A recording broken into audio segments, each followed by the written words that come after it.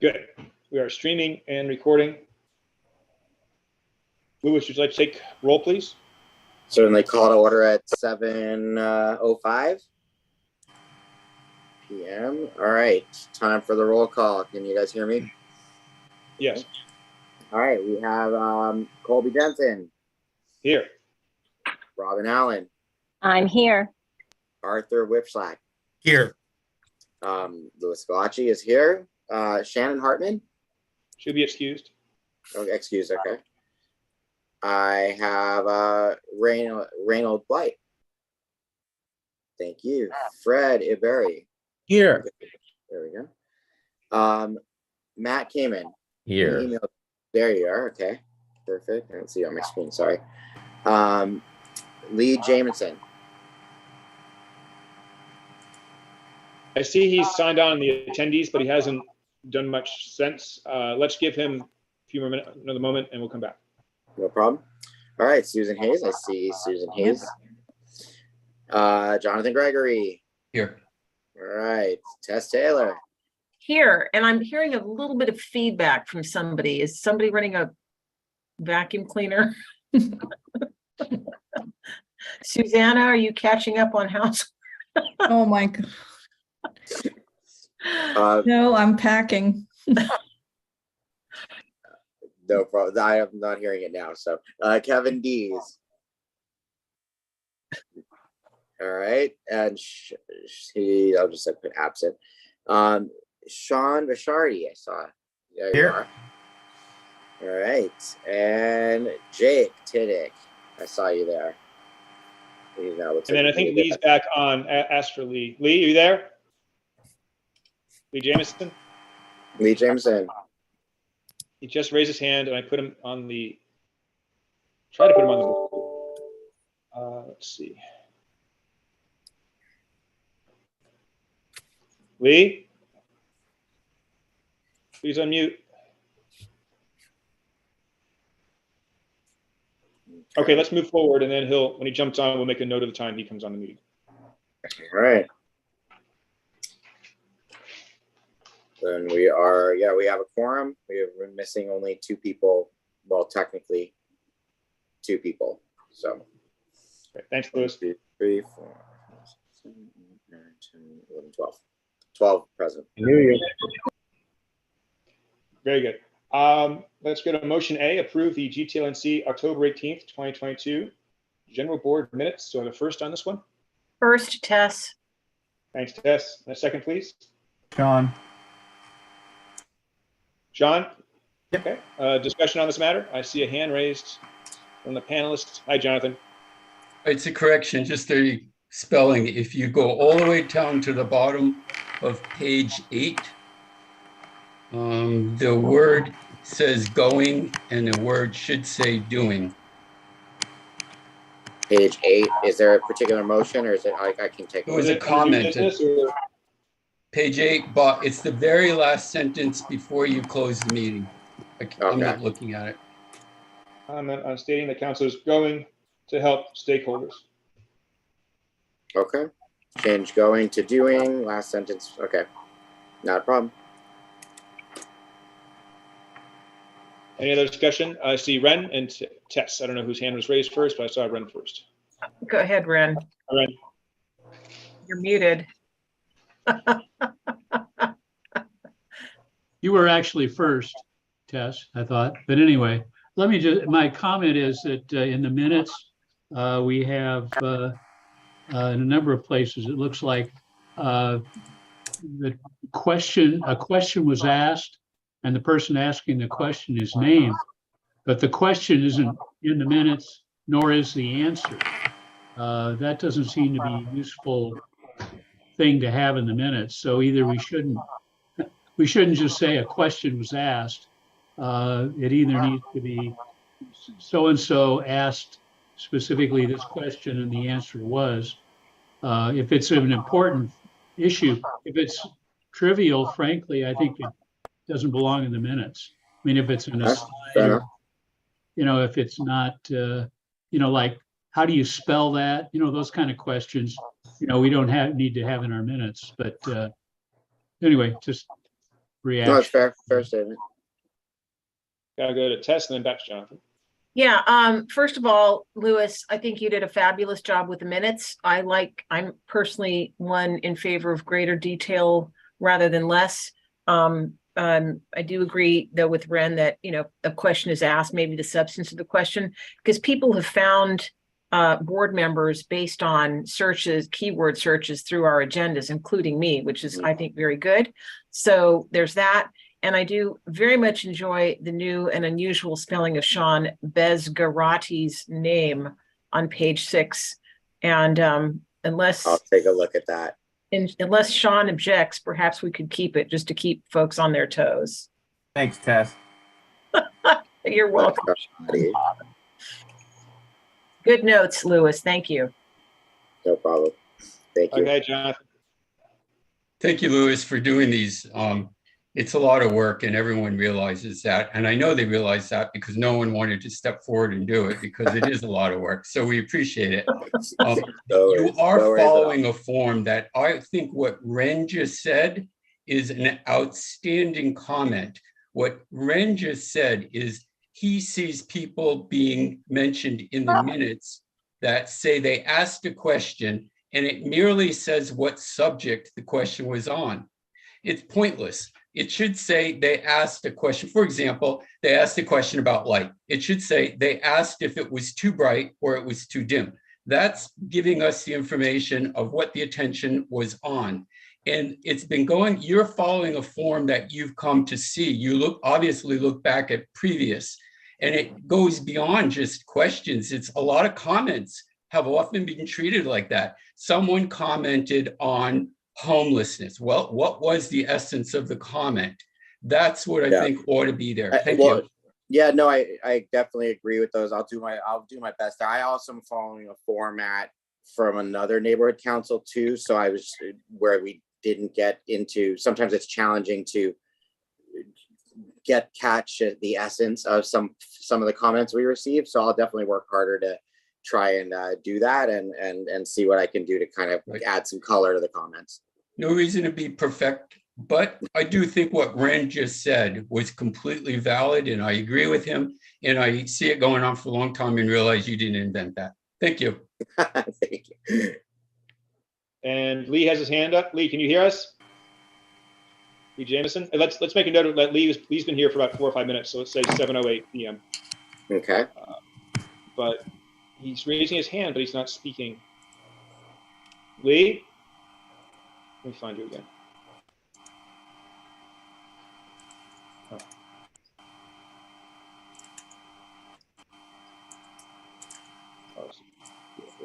Lee? Yeah, this is Lee. I'm here. I'm having technical difficulties, so. Okay. You're here. We'll put you on the roll call as being here. And did you have any comments on the minutes from last month? Anyway, thanks. Thank you. Okay. Anything from the stakeholders, public? Any comments about the minutes from the stakeholders, the public? I don't see hands raised, so we're going to move on to vote. Motion A, approve the GTLNC October 18th, 2022 General Board minutes as amended. Let's go down. All right. We'll take a vote. Robin Allen. Yes. Okay. Arthur. Yes. Lewis is a yes. Shannon is excused. Rain. Yes. Okay. Fred. Yes. Matt. I actually wasn't there, so. Oh, you were okay. So abstain. Yeah. Okay. Perfect. We have Lee.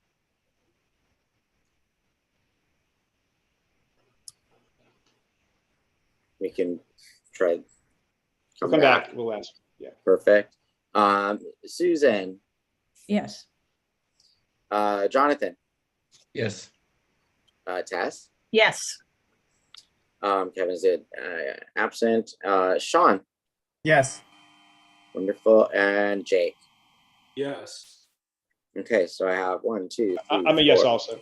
Oh, and Colby, sorry. I forget we do you last. 1, 2, 3, 4, 5, 6, 7 is abstain.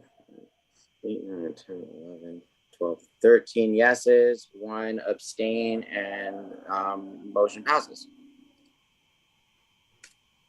Wait, you had 13 yeses? Let me see. I 13 out of had 13? 11.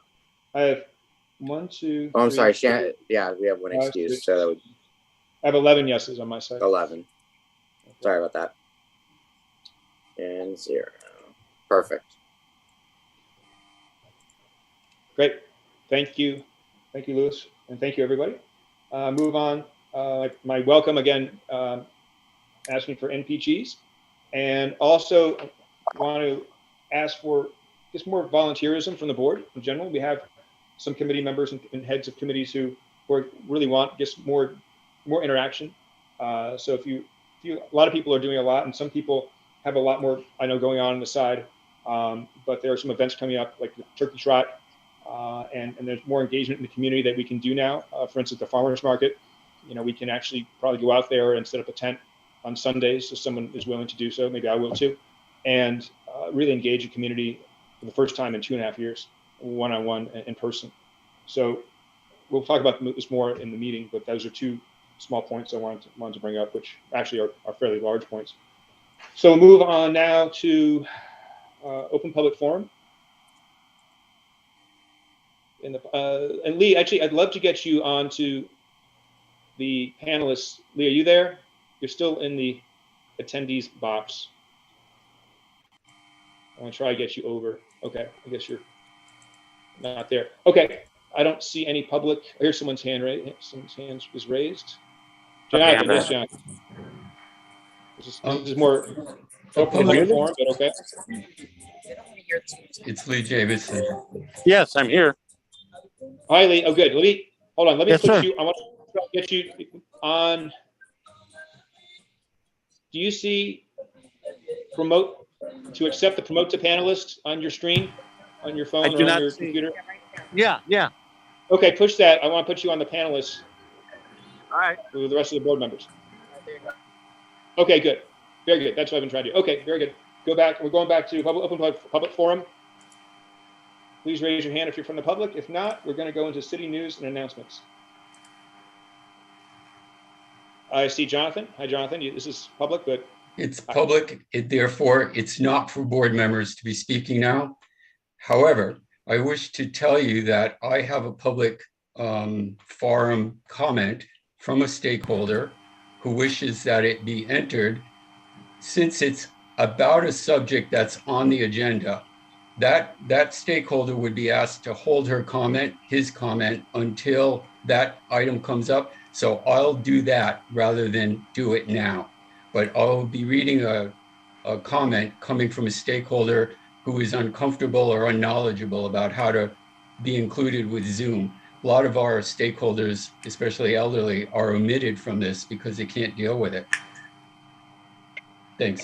And Colby, we're all very familiar with public comment, but maybe a quick review for people who may be here for the first time, how to do it.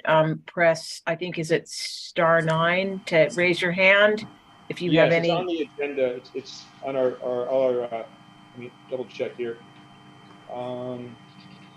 Check myself. If anyone knows, please speak up. It is on the bottom of our agendas.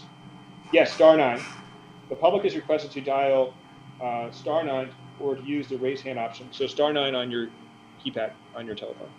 For any public comment on items not on the agenda. Yeah, so members of the public know that, especially people who might be new to the meeting. Thank you, Colby. Thanks, Tess. It's good to remind people how that works. Okay, we're going to Jonathan, you're going to be adding your comment during the agenda item? Yes. Okay, city news and announcements. I see Tiffany. Hi, I wanted to just let everyone know that we have our Senior Scam Stopper program event at NoHo Rec Center Saturday, November 19 from 10 a.m. to 12 p.m. And on Sunday, there's the Toluca Lake Turkey Trot and Fall Festival on Riverside Drive. And I believe that is from around 9 a.m. Registration time to around a little bit later in the afternoon. We'll have representatives from our office there at the event. We're also hosting our Winter Wonderland event on December 17th at Whitset Sports Complex, which from 10 a.m. to 2 p.m. There will be a bunch of activities, and LAPD is part of the event as well. It's a community festival. It's our second annual one that we're hosting in collaboration. And we also have our annual holiday food and toy drive that will be on Thursday, December 8th, from 10 a.m. to noon at the First Christian Church in Studio City. We're welcoming donations and we're distributing them to families in need throughout the San Fernando Valley. So any help that we can get from the community would be great. I did send out a flyer to some of the board members today for distribution. So if anyone's interested in any events or would like additional information, please let me know. I did also want to mention that I know some of the lights were repaired, I think all of them, under the Vineland and 134 underpass. So that was great news. We're excited about that. We'll see more progress in terms of the LED conversion project. Before the end of the year, we should have those lights up and running.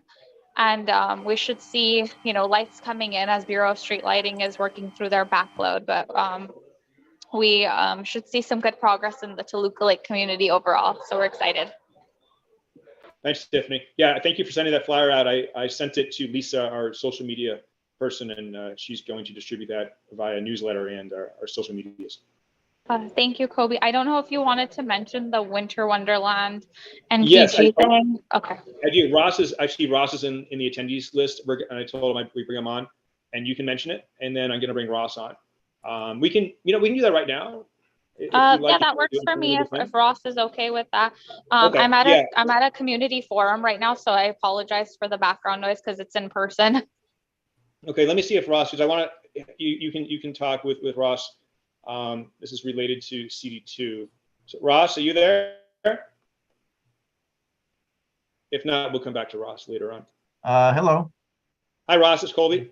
Okay. And you're with the general board, and Tiffany is here also. She's actually doing 2 meetings at once. If you wanted to briefly just discuss, since you are part of our community in our news announcements under Tiffany, thought this might not be a bad time to mention your NPG request for the Winter Wonderland. Okay. Well, thank you very much, Colby. So this will be our second year doing the Winter Wonderland. And we have all the support behind us, behind CD2, Paul Krikorian.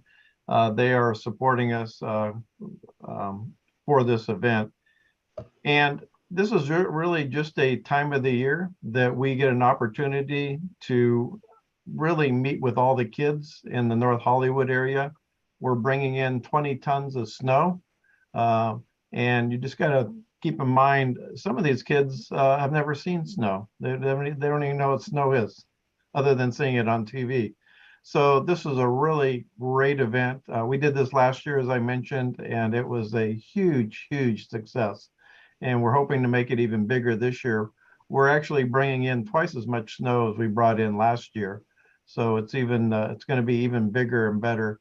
And then, of course, what all the kids love are the toys. And we have, I think, over 10,000 toys that we're going to be giving out.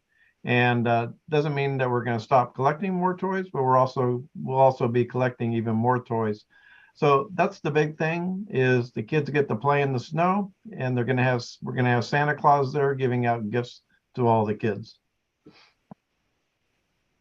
No, Ross had it came in over the wire, but he sent me an MPG request of $5,000 for to support the Winter Wonderland Festival, and the little snag is that we don't have another meeting, regularly scheduled meeting, until after this festival takes place, and we can't vote on this NPG this evening because I received it, the completed application after the Brown Act deadline.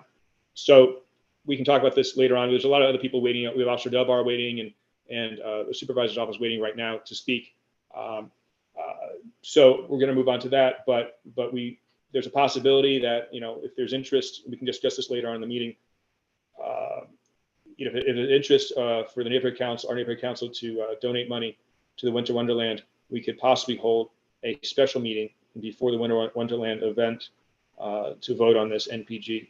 Again, we can't decide on this evening because it's too early. We're not to do so to vote. Tess, you had a question? Yeah, I mean, that's the right thing to do is a special meeting if there's enough interest, but a couple of quick questions.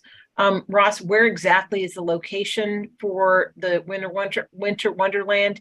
And what is the name of your organization, please? Okay, so the exact location is at the Whitsett Park, Whitsett Soccer Field Park. Got it. Just, on Whitsett Avenue. I know where it is. Got it.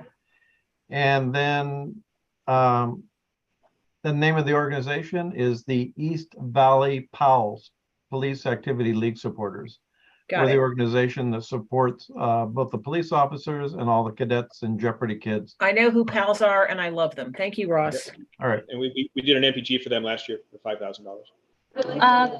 Sorry to interrupt again, but I'm gonna have to jump off. If anyone needs me for anything, feel free to reach out to me via email. And then if anyone needs to connect solo, happy to set up time to do that. I have one quick question, Tiffany, before you jump, and that is an NPR report about transformers being in short supply, which is one of the reasons for the lighting problem. But we can discuss that later. Thank you for your help getting the underpass lit. It looks great. Thank you. Thank you. Of course. I'll schedule some time with you tomorrow, Tess. Thank you, Tiffany. Tiffany, this is Jonathan. Before you leave, I realize you got to go. I never like to have a meeting without an update on the 4118. And also, at some point, I want to talk about what took place over at Studio City with that presentation having to do with homeless services. Sure. In terms of 4118, you're looking for an update for what specifically? Of it. In other words, the last we knew, you and Officer Delbar are collecting the data. Yes, and so I did have a meeting with Officer Delbar. Unfortunately, it's going to have to go a little bit higher than the senior lead officer area. So our senior staff is working with the commander's office to get physical data with exact locations of addresses. So then we can further filter them to make a boundary for the area. And then from there, we're going to, go through the data with our senior staff and present that information to the council president. But right now we're still getting the data. I did get statistics from Officer Delbar, but he can't provide me with specific addresses. It has to go through his commander's office to get approval. Okay, we're watching that. Thank you. I'll make a report to the rest of this board, but I wish that you were here for it. Thank you. No problem. Thank you. How about Tiffany? Thank you. Thank you. And Jonathan, you had a comment about the NPG request? A question? No, what I'd like to do is go back to, I want you to decide wherever you want it to be. You can just tell me, but I want to update the board on what took place at Studio City Council having to do with this presentation that Tiffany and Lorraine Diaz was. So come back to me at any point you like. I'm going to get finish up with Ross. Right. Go to Officer Thank Delbar, you. get him back. And then we also have, it could be new. Well, let's just get through this. Maybe Ross, you still public there? safety. Yes, I'm still here. Okay, great. Okay, so back to the board. Board, do you have questions for Ross and pals in this Winter Wonderland event? We're not going to vote on this tonight. I just wanted to raise awareness about the possibility of us maybe having a special meeting to. Dates of the event, please. The dates of the event, Ross. The date of the event is December 17th. Okay. And I'm getting ready right now to, I guess you didn't get one of these. I'll email out the flyer for the event so that you'll have it and you can spread this around to everybody. Okay. Yeah. I just received it today. I gave it to our, whether or not we participate in the NPG or not, I did give it to our social media person and she is putting it on our newsletters and announcements and social media to spread the word either way. Jonathan. Opie, if I'm not mistaken, we donated in the last, in this year, already $5,000 to this organization. Is that correct? That's correct. In the last fiscal year, the previous fiscal year, we did. Right. It wasn't for a Winter Wonderland event. It was for a different area of PALS, but yes, we did. It was pretty much anything they wanted to do with it. Mr. Pendergraft, has all that money been spent? I'm trying to remember exactly if that was earmarked for something. It was a summer program, I believe, for children, obviously. Yeah, so I can tell you last summer, we took the kids to the gliding school. We actually spent $7,500 on that. We spend, I can tell you, we spend a lot of money on the kids. We took them to, this year we went to Knott's Berry Farm, took them to the Knott's Berry Farm Horror Night. And then we did the same thing for the Jeopardy kids as well. Each of those were about $2,500 each. If you want I can probably give you a more detailed accounting by just going through all the money that we spent. If you'd like me to get back to you on that. Not for me. I appreciate it. Thank you. Okay, and I have a stakeholder question or comments. Hi, Jill. Hello, everybody. Thank you, Colby. I just caught the tail end of that, and I was curious, is it a group of special needs children? I didn't quite understand who the events are being put on for, the specific ones where they've taken them to gliding school or to the thing at Universal. And I'll take my comment off air, my answer. Thanks.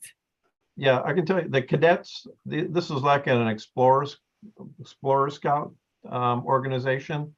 These are both young men and women who we mentor along the way, and everything's very professional, very structured, and it's essentially mentoring these kids to be model citizens. And quite a few of them actually wind up enlisting and going on to enlist into the LAPD Academy. The other group of kids, I don't know if Jeopardy is the right word. I don't know how that came about, but these are the kids that, for all sakes and purposes, if we didn't get involved, they would be arrested for probably being involved in a gang and committing crimes. So the Jeopardy kids are just kids that we bring in and really mentor them to get them on the right path, so they don't become so they don't wind up being arrested and becoming a burden on society. We have time for one more question, then we have to move on to Officer Delbar and the rest of neighborhood news and announcements.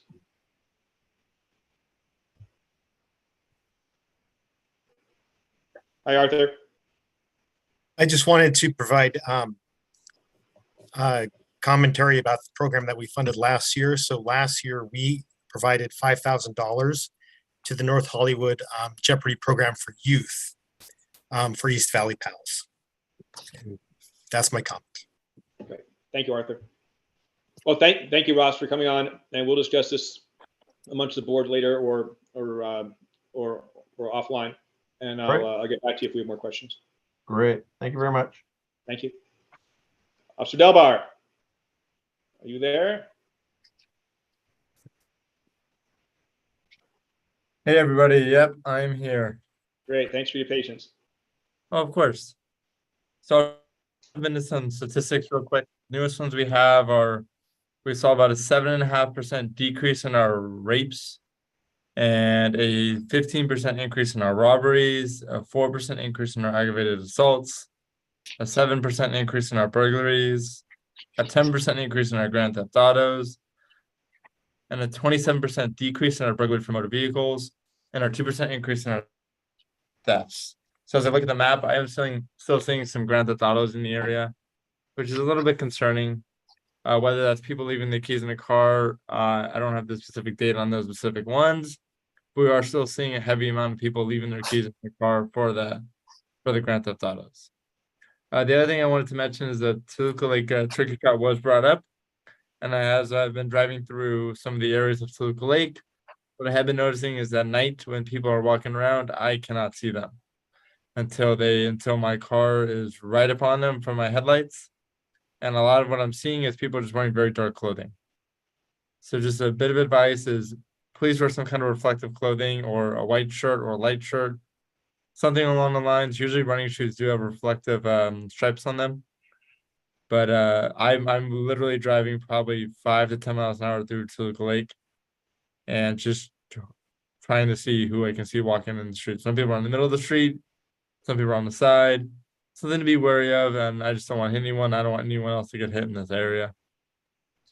The other thing I want to mention is I was advised earlier that AT&T is offering some type of reward for wire theft, for copper theft.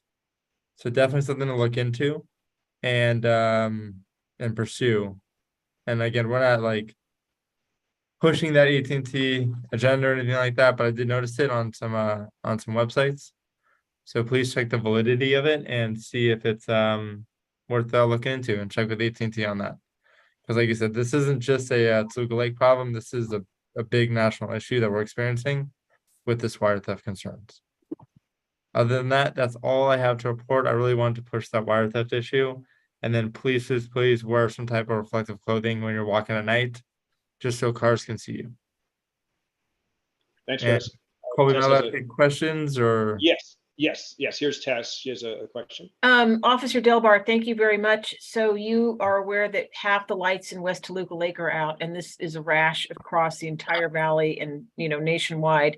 And I understand from the Bureau of Street Lighting crew that came out to examine the damage and timeline for repairs that this copper wire theft is typically taken to city recycling centers, many of which are city owned. So in essence, the city is accepting stolen property that has been stolen from the city, which is just outrageous and absurd to me. So what sort of mechanism can be set up or procedure to identify the people who are selling it? Not everybody who brings copper wire is necessarily a thief, but given what we've seen and that copper wire theft is 4 to 6 times greater today than it was 2 years ago, again, according to the Bureau of Street Lighting, something should be done about this, particularly at the city-owned recycling centers.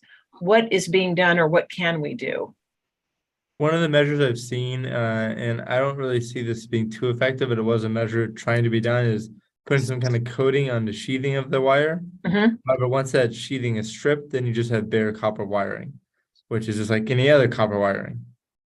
So to be honest with you, I've spoken to some of our detectives about this, and we're still trying to figure out what kind of measure we can do to maybe mark that wiring or tag it a certain way so that we can see or can discern it from stolen wiring, like aka city wiring, or just them trying to steal or sell their own old wiring that they had at their house. Or what about cameras at the recycling centers? So yeah, there are cameras there. We're just we still have to discern which is stolen and which is not. Okay, something to keep an eye on. Thank you. A little more than ION, but yes. Any other questions, comments from the board or stakeholders? I don't see any. Curtis, when you say there's a 7% decrease in rapes, like how many rapes are there in our area? So for instance, in 2021, there was 13. In 2012, in 2022, there was 12. You 12 for the entire year, or 12 for this, not this period? It's or all year to year. So in 2021, I was year to date. All year there's 13. So now year to date, one a month. Yeah, right near. Well, I guess if you average it out, yeah, it's about one a month. Okay, and where do they occur? Is it like people they know each other, or is it random, or what do you? Just curious. Is it someone walking home at night, or is it that classic scary moment, or is it? The typical rapes we see, from when I've been doing this for 15 years so far, is usually people they know, or usually some kind of online dating situation that would occur. Okay. Or so there's an introduction beforehand. It's not just completely random usually. So granted, those have happened, but those are very, very rare. Okay. Like that random rape where I guess you said I've seen where someone breaks in your home or on some street corner like that. It's very, very, very rare. Okay. Thank you so much. Okay, I don't see any other questions or comments from anyone, so we'll let you go. And thank you so much for all you do, and I'll see you. It's great seeing you the other night at the event, also at the Chamber of Commerce event. It's nice seeing you. Yes. Hi, you guys. Thank you for your time. Thank you. We'll move on to Will Steele he's going to be presenting from the County Supervisor's Office. Hi, Will. Hey guys, how's it going? Good, good. Thank you for Thanks having for me. coming on. I appreciate it. I talked to Jason today. I mean, Maruka, and he mentioned you'd be joining us. Yeah. Jason's he's on a little excursion at the moment, so he's out of town. But yeah, he wanted me to come and give you guys a couple updates. So it's just a few quick updates. So first is on the voting side with the election. So the registrar recorder is still processing ballots at the moment.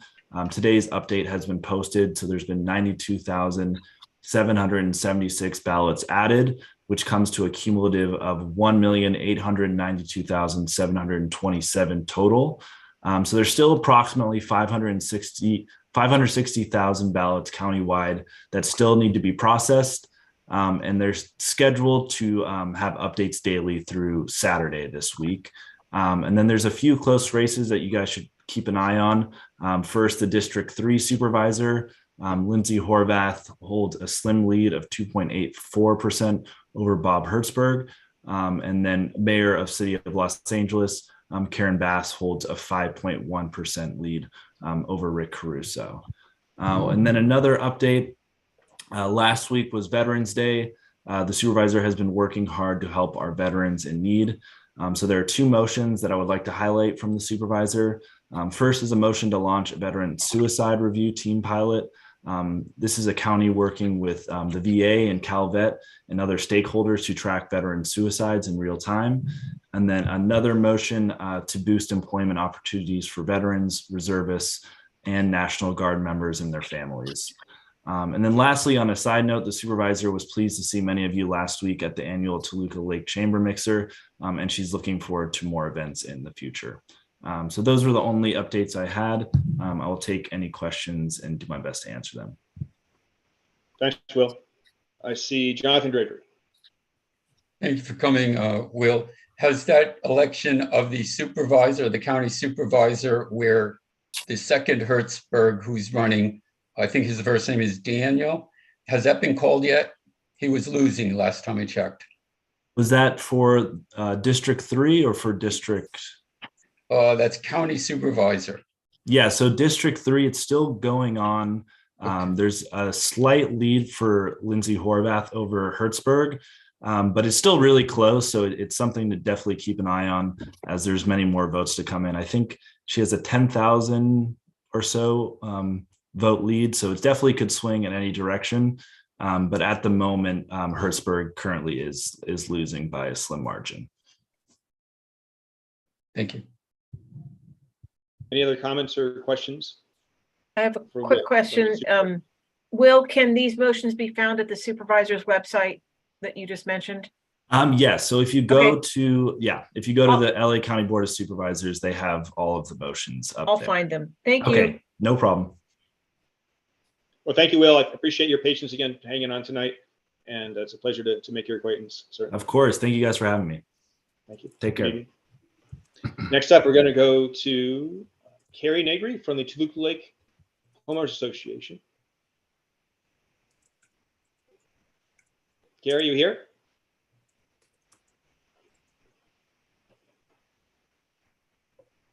We can come back to Carrie if she's not ready.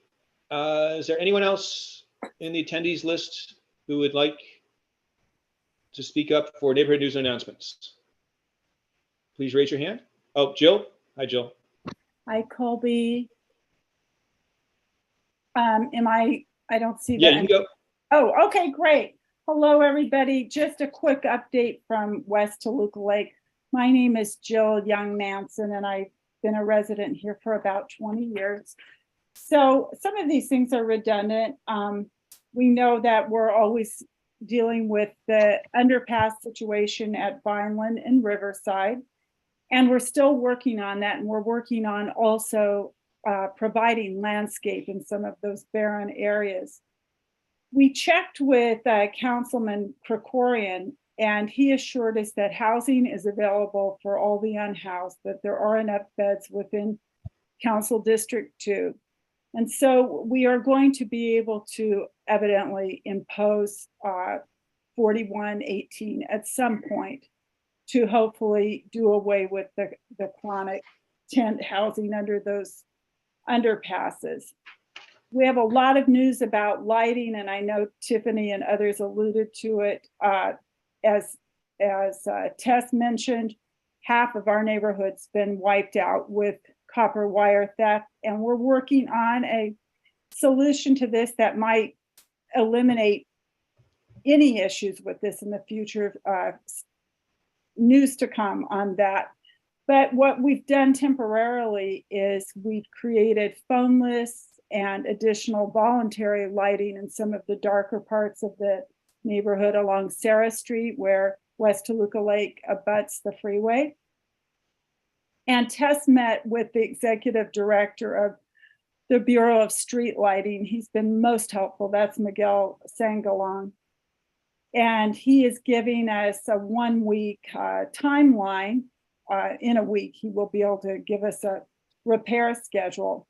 She's also spoken to Ms. Kwan, Janet Kwan, and what they're looking at for the lighting along Riverside, which they started to install about 6 weeks ago. The footings are all there, is putting in 50 poles in 2 weeks.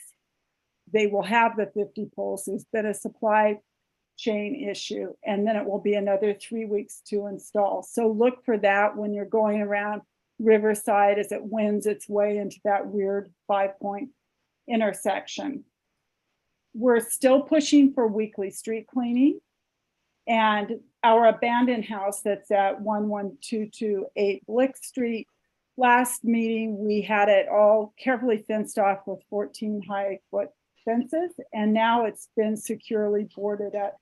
So those are improvements. On a happier note, we had 150 residents show up for our Halloween dog parade. And yes, that is a pun. And we had 40 dogs in attendance. So the humans outnumbered the dogs. Please join us next year. It was a real hit. We had a Batgirl dog and a giant pickle and Scooby-Doo's mystery machine. And many prizes were given and fun for all. We also mentioned last time Harry Flynn, our dear 92-year-old longtime member, who was Bob Hope's publicist and many other people's publicists. We had a memorial for him, and about 80 people showed up, maybe 85 in the driveway, and it was very dear. So we remember him because he's sort of the spirit of our neighborhood and of our homeowners association. And we are having a homeowners meeting on December 12th at 6 p.m. at an undisclosed address. It's like a speakeasy. And if you would like to join us, please do. We usually have about 80 people, and it's fun. Tiffany shows up and other city officials, and we've had really informative lectures and discussion. So email info.wtlra@gmail.com if you want the secret address and the shot of bourbon, or you can just get in touch with Tess. Okay, thank you, my friends. See you next time. Thanks, Jill. Ren has a quick comment. Sure. Sure. Yeah, just a quick comment. Harry Flynn was one of the key people in getting our GTLNC started. So anyway, thank you. Thank you, Ren. Well, thank you, Jill. We loved him. We still do. I'm going to sign off now. Good night, everyone. Oh, Tess has a very quick. Well, I just want to add that we're delighted that NBC Channel 4 covered our Halloween dog parade. They put a great little feature together, and we do love Harry Flynn very much. In fact, he's the one who got me involved with the neighborhood council. He started dragging me along the public safety committee meetings 5, 6, 7 years ago. So I didn't know that, Ren, that he'd started the GTLNC. That's really good to know. Thank you. Thank you, Jill. Thanks, Tess. Wow, someone had to drag you to a meeting, Tess. That's amazing. I've never heard. I can't imagine that. It's true back then. Oh my God. Oh my God. I just want to. Lee Jameson is left. No, he's actually back. I'm having trouble with Lee. Lee, can you get back on the meeting? He's in the. I'm sorry, technical issue there. Yes, thank you, Jill. Okay, Back I'm muted. to Carrie, are you here? Good, actually. Carrie, now you hear from problem there. Okay. Carrie, are you available?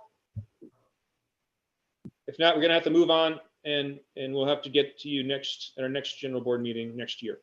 Okay. Colby, I think that's a different Carrie. Same spelling, different person. I just thought it would be her.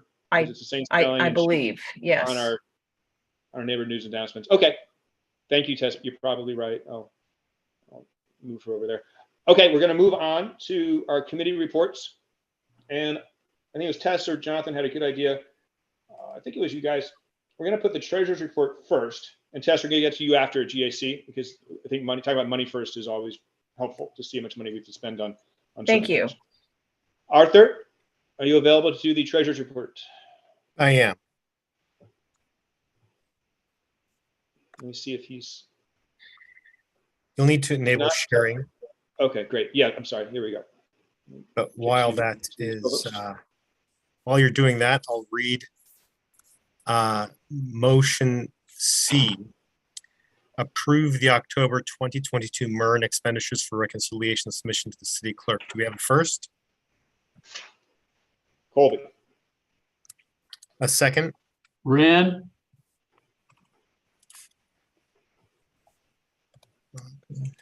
Okay.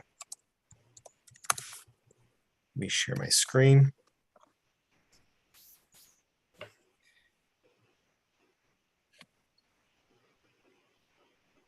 Hold on 1 second. I'll switch that over. Okay. So we had finished September with $29,143. We had $125 in operating expenses. Those include $96 for Google and then $28.99 for MailChimp, leaving us with a October balance of $29,018. Do we have any questions or comments?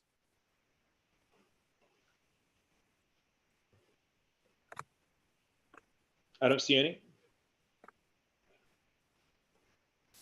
So we'll move to vote. No, I believe Ren has raised his hand. Oh, I don't see it. Okay, sorry. You're muted, Ren. There we go. Do we have any large expenditures coming up in the next couple, 3 months? So if at $100 a month, we're gonna it's gonna be a long time spending. So let me also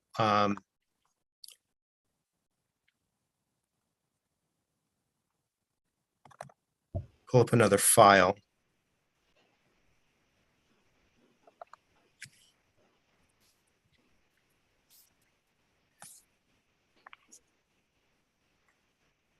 That's small.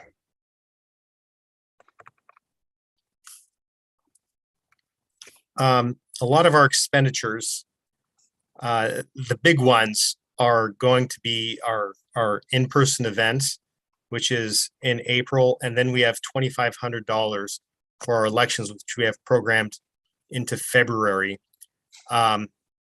We probably will have, some invoices that we need to pay for TYS, but most of our budget is heavy towards the latter part of the year. We also have our NPGs slated for April, May 2023. And that's $1,500 a month, right, Arthur? For our MailChimp. I'm sorry, the website. I believe so, or 1,500 a quarter. Let me. Yeah, 1,500. Yeah, a quarter, 6,000 a year. Yeah, yeah, that's right. That's something I want to, just in general, I want to have volunteers take over. I think we can cut that way down to a couple $100 a month. Hi, Tess. Hi, quick question, Arthur. So with MailChimp out of commission for a month because of inability to access it, does that affect at all our payment to Lisa for social media. I mean, well, social media is somewhat different but related. I see a smaller amount here in September as compared to October. Did that affect our payments to Lisa? You know, that I don't think that affected our Arthur, I believe, this is Robin, I believe that Lisa charges billable hours. That's So right. if she didn't work, she didn't charge. So that's Okay. why they would be less. Yes. But it might come up later because she was very helpful and spent a lot of time on rescuing the MailChimp account. Yes, which she was did. locked in purgatory for about 2 months because I won't get into it. It's not worth the time if you want to hear about it. But we didn't have the admin password, which had been kept by a previous council person who was, you know, so we had the regular password, but we couldn't update the credit card for a long time. That's why we didn't have the newsletter for a while. But she was very good in helping to unlock that with their tech support. And so I'm surprised it was easy. I thought she'd actually have more billable time. That was anyway. So she's been busy anyway. Any other questions, Jonathan? What I hear you saying is we've got some bills that are building and they'll come in the next month or two. We're not seeing them so far in our expenditures, but they are building, and we will have some expenditures here. Correct. Jonathan has a question. Thanks, Arthur. 2 points. I'm confused now again, because in the past I've asked about the in-person $7,000 line, and that was supposed to be a space holder, you said. So you just referred to it as an event that's going to be occurring. What is that event? So that is, I misspoke then. That is our $7,000 for our in-person, whatever we choose to do. I think we called it an in-person event when we put together the budget, but this is not defined. Okay. It's just a placeholder. All right. And then I remind to everybody that the $850 already allocated toward outreach for bags isn't showing up on this, correct? Correct, because it'll Okay. show up as we spend it. Thanks. Arthur, do you see more hands up? I do not. If you'd like to bring it to a vote. Yes. We'll bring this to a vote. Like motion C, to approve the October 2022 MER and expenditures for reconciliation submission to the city clerk. Robin Allen?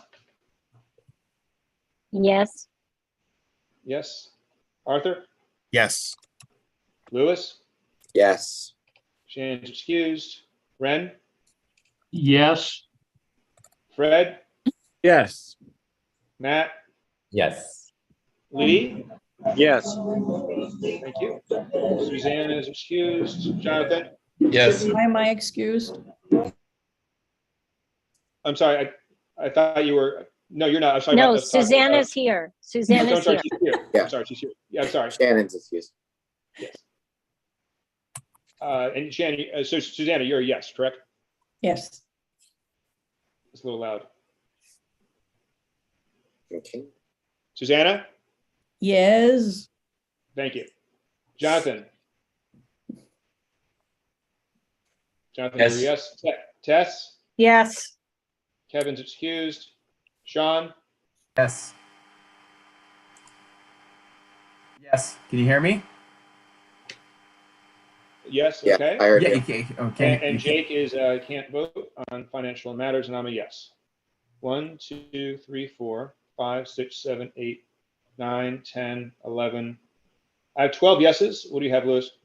1, 2, 3, 4, 5, 6, 7, 8, 9, 10, 11, 12 yeses, And one, 2 excused, and 1 ineligible.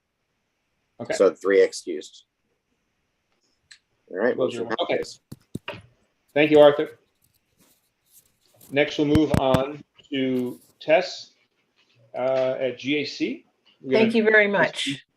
These we Thank just you, kind of Colby. last and we're all exhausted, so. Yeah, go ahead. so, and I don't want to, tread too much on the sensibilities of our board members and strain them too much. We have 2 items to vote on tonight, 2 motions. So this relates to ethics reform, which is coincidentally quite timely given what we've seen in City Hall. There's a discussion and possible vote on this motion regarding the LA Ethics Commission recommendations to update the Los Angeles City Charter under powers and responsibilities. The text of this motion was actually forwarded with my bullet points. I noticed it was not in the meeting documents. It is under government affairs, and I can do a screen share if folks would like to see it. Would you like me to do that, Colby? Yes, I'll give you screen shareability. Okay.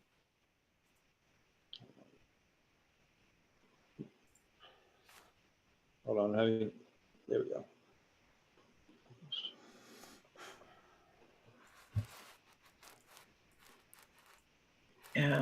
All right, so we voted on this in government affairs. So let me do screen share. Here it is. Is that it? Sorry. It's not showing up on the screen share options. Show all windows. Community. I'm not getting it to show up. I wonder, okay, hold on. I just found it. Sorry. I've got too many windows open. Here it is. Okay, tell me when you can see it, please. I see it. It's good. Excellent. All right, so this is a draft, the Greater Toluca Lake Neighborhood Council Community Impact Statement proposed, filed to the Los Angeles City Ethics Commission through the CIS portal. This relates to Charter Section 700 of Ethics Reforms and to Council File 22-1232. Our position, I recommend, is support if amended. And I will read the highlights, which are as follows. The Greater Toluca Lake Neighborhood Council supports the recommended changes to the Los Angeles City Charter if amended. Our city's Ethics Commission was a model for the nation when it was created over 3 decades ago, and an update is overdue. We urge the city to do the work necessary to finalize a proposal for a future ballot. This deserves a full and fair hearing and discussion in committee and should not be waived out of committee. The Ethics Commission has made a number of recommendations. We support these recommendations and would like them to be stronger. I will summarize them, including independent appointment. The City of LA will not have a truly independent Ethics Commission until it ends the involvement of elected officials in the appointment process. Incumbent commissioners should accept and vet applications through a public process, such as or like the Oakland and Long Beach Ethics Commissions. We believe ethics eligibility requirements should be strengthened. The Ethics Commission proposes adding restrictions excluding any bidder, contractor, developer, or someone with a direct financial interest in work of the city from service on the commission. These restrictions are warranted but incomplete. So we recommend also excluding anyone who is a recent candidate for the City of LA, former elected officials in the City of LA, and anyone who has donated or raised above a certain threshold for local candidates. We would like to see the vote threshold raised for commissioner removal, which is the commission recommends increasing the number of elected officials who may initiate removal and reducing the threshold to a majority vote. We recommend requiring a 2/3 vote for all removal proceedings of ethics commissioners. This is very important. We support an increased maximum penalty. The commission recommends increasing the maximum administrative penalty to $10,000 per violation. We recommend adopting Chicago's maximum penalty model of $20,000 per recommendation. And we would also like to see the minimum budget raised for the commission. It recommends that its budget be set at $4.5 million and tied to the consumer price index, but this protects against retaliation or defunding during a financial crunch, but freezes the status quo into the charter and might create a shortfall. These recommendations include new expenditures, such as outside counsel, which will require more money. If the Los Angeles City Council expands, the Ethics Commission will require more money. and that's being currently discussed and proposed. So a budget in the range of 7 to 10 million would give the commission the resources needed to fulfill its broad mandate. In any case, these reforms promote the commission's independence and to be entrusted with the expanded power offered.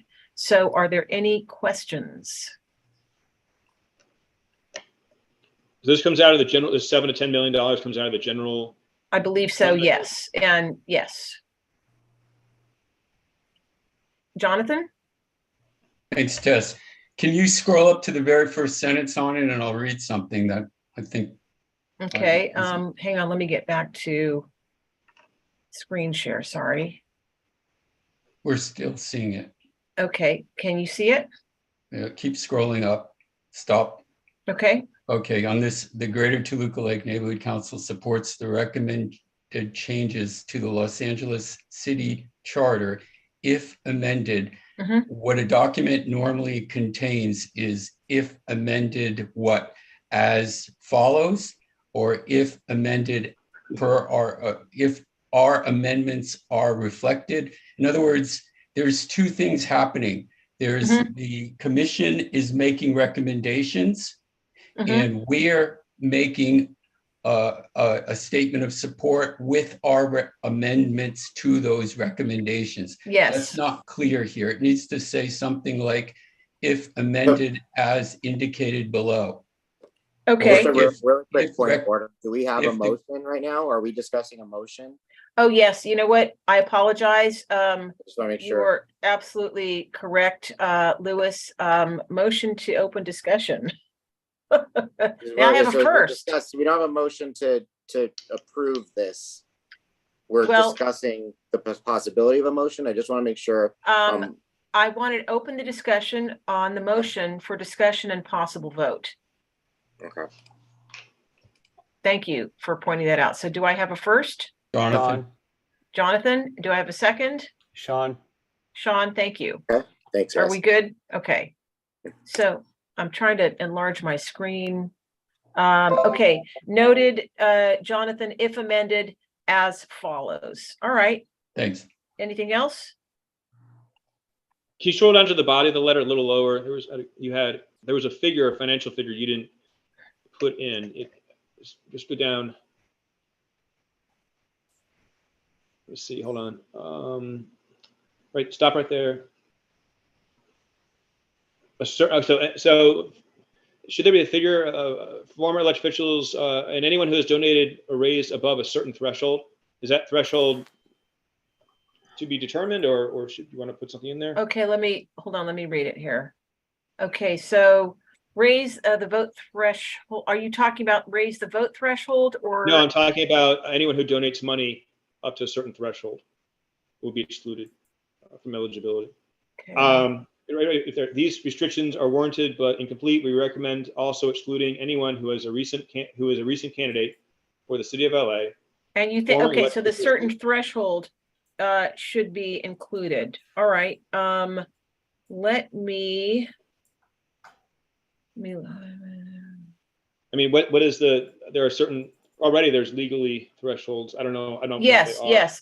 You know what I'd like to do is bring in my colleague, Jamie York, who has done a great deal to advance this proposal, and she can answer a technical question about that. Can we bring in Jamie York, please? Yes, let me find. When we're in screen share, I have a difficult time finding the attendees, and she's so do I. Oh, I got it. Okay. Hi, Jamie. Here she is. Your hand raised.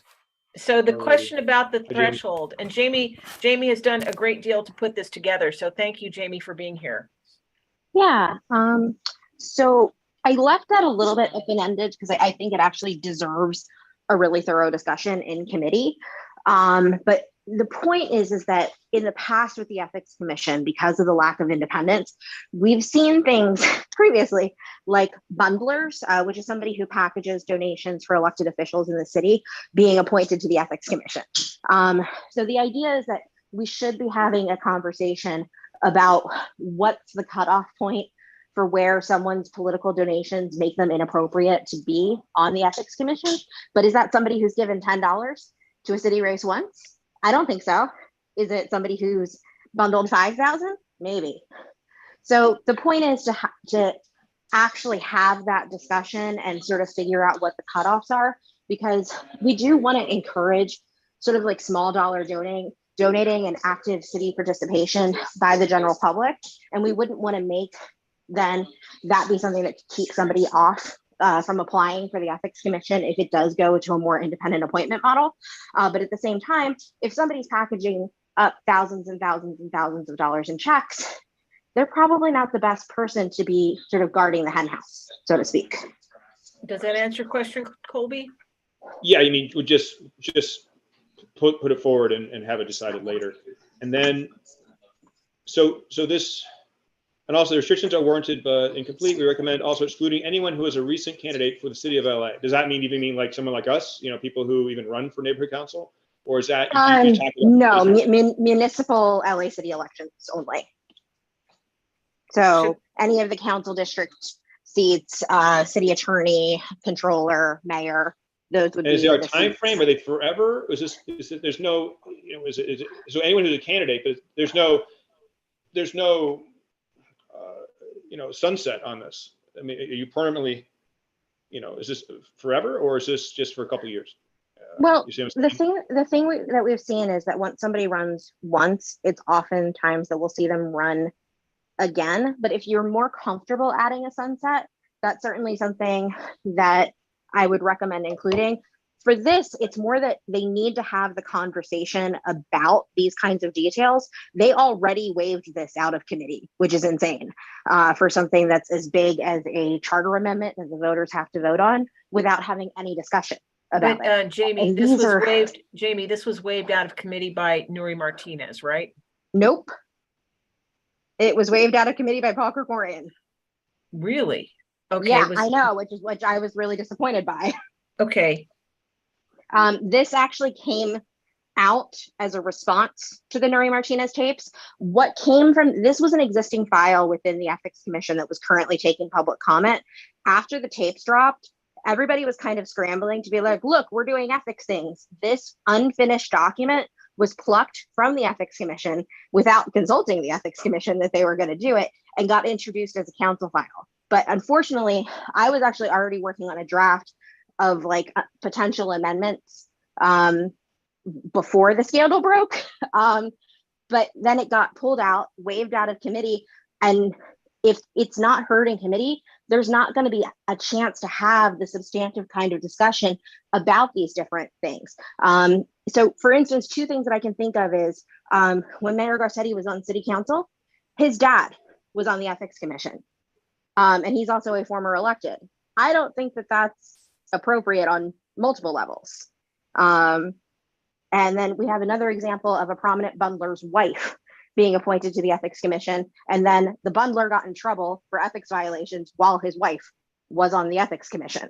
So there's a lot of history here that points to the fact that we really need to be thinking critically about who can be appointed and what kind of restrictions that there should be, that unfortunately that draft document hadn't really started to address yet, because that it was still just that, a draft. Yeah, and Jamie and I discussed this at length, and we're in complete agreement on this. So, Colby, would you be more comfortable having a sunset clause there? Yeah, again, I'm in favor of stronger ethics. I just think it might be more palatable and realistic if there is, that's a forever bar someone. And that sunset would be, what do you propose? 5 years? I don't know. 5 years? Okay, so if we insert the language, these restrictions are warranted, but or don't put it in, just like you don't have, just like you guys didn't put in a dollar amount for the for the donations. Just put a sunset clause, something like that, and then it can be decided later on. Okay, well, tell me where you would like it. We recommend also excluding anyone for. It says recent. Well, you actually kind of say a recent candidate. You kind of say here, so maybe that's where something could be inserted. Is a recent candidate for the city of defined as 5 years.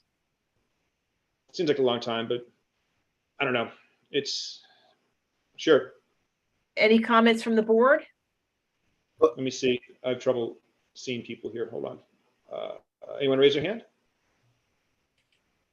I don't see any. Okay, put in 5 years. Okay.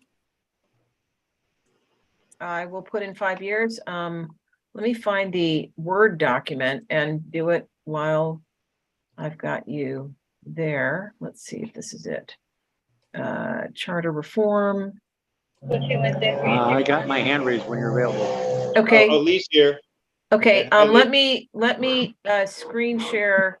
I'm gonna stop the screen share of that and start the screen share of the Word document so I can edit it with your comments. Okay, so we recommend also excluding anyone for a period of 5 years. Okay. For a period of 5 consecutive years. five consecutive years. Okay.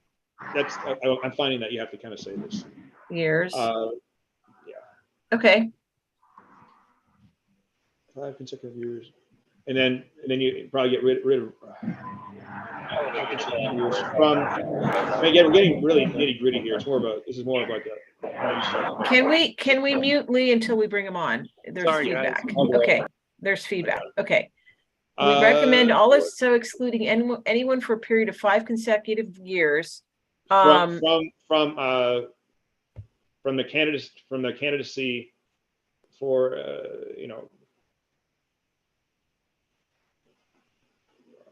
from serving on the commission. Okay. Sure. Jamie has some thoughts on this one. She has her hand raised. I just do feel very strongly that the former elected officials should be a forever ban. I don't think that you should go from serving as an elected official to then being on the ethics commission because of the relationships that you create while serving. It's just, you can't really serve two masters, and especially with the ethics commission, you really need someone who's more independent and doesn't have those relationships. So I am much more fine with the period for somebody who's running being shortened, but the former electeds, it creates an inherent conflict that would be too tempting to some. Sean? Is there any time frame where that wouldn't be applicable, let's say after a certain amount of time goes by, so that there's some type of happy medium, so that there's not a all, like a all or nothing type of thing? Is there like a time frame where there's no overlap? Is it, let's say, 5 years, 10 years, 20 years? I'm over exaggerating, but is there a time frame where that overlap would not be applicable? Well, I think the differentiation is between a candidate for the city of LA versus an actual former elected official. And Jamie is making the point that former elected officials should never be eligible, whereas candidates, I'm a candidate who runs and fails may be. So I don't know that overlap comes into it, as I understand it, Sean. Okay. Thank you. So you're saying 5 years from the registration of candidacy, let's say. I would say, yeah, that I would be happy with that. For a period 5 years from 5 consecutive years from the registration of candidacy for the city of LA. For a period of 5 years from the registration of candidacy. All right. So you have it twice, right? You have. I know. I'm gonna cut it out. And again, is this is just for city council or for would exclude neighborhood councils? Correct. We could, I guess we could former elected because we're right in there. I mean, as neighborhood council elected officials, we're not paid, but. Yeah, former elected officials in the city of LA. Jamie, how would we differentiate between neighborhood council board member, neighborhood council electeds and city of LA electeds? Former elected officials. Recent municipal candidates for the city of LA and former municipal electeds. So municipal differentiates us from from the city of Los Angeles? Because we're not municipally elected. Because in our elections, it's not based, our voter pool is not based just on who lives where. It can be a number of stakeholders, including folks who are undocumented, including folks who are under the age of 18. So we're not considered municipally elected. Okay, the same a judge, as far as but a judge would, or Correct. And I'd also say that registration of candidacy actually would cut down that 5 years significantly, given that for registration for candidacy can be about 2 years before the actual election. My suggestion would be a qualification on the ballot, because that's a much closer time frame to the actual election and would be standardized across candidates, because that time frame is much more narrow. Okay. I'll take that. Colby, how do you feel? That's fine. That's fine. Okay. Just remember to add the LY to municipally. Candidates. Municipal. Okay. And I'm going to go up and add your happy thing here, if amended, as defined here and below. How do you feel about that? Very exciting. All right. As described, it's not really defined. Okay. Okay. Any other thoughts, suggestions, comments, amendments? Let me look around. This is Lee. I have a question. Lee, had something to say? Go ahead, Lee. Confirming that's where a politician like Caruso cannot any longer buy their way in, more or less. Is that correct? Well, if we get our amendments, then it will restrict, restrictions will apply. Yes, Lee. Thank you. Jamie has her hand raised. Jamie? Sorry, that was an artifact, but this is about solely about reforms to the Ethics Commission itself. The stuff about like candidacy and spending, to Lee's question about like candidacy and like spending money, and that's a separate set of stuff. But some of the restrictions that exist there are based on federal decisions, especially like the unlimited self-spending. So I'm not sure if I'm answering the question, but this is very specifically about strengthening the Ethics Commission and making it more independent. Because if we strengthen it without addressing the independence issue, we make a stronger body that's still beholden to the people that appoint, and that is a recipe for disaster.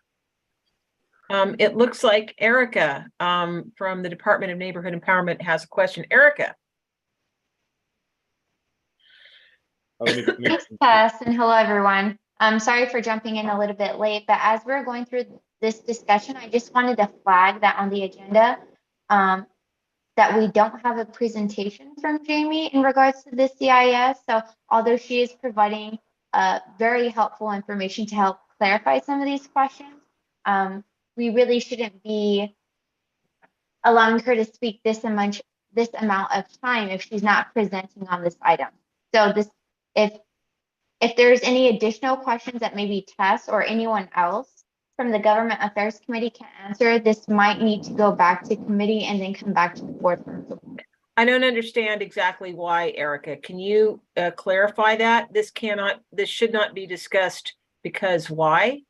No, so again, going back to the agenda, we have here a discussion and possible vote for the CIS, but we don't have a presentation from Jamie York. So unless Jamie York is part of this committee, then, it would be, we would allow to have her speak. Okay. But because it's not noted on the agenda that she's presenting on the CIS, again, I just wanted to flag it for everyone. All right.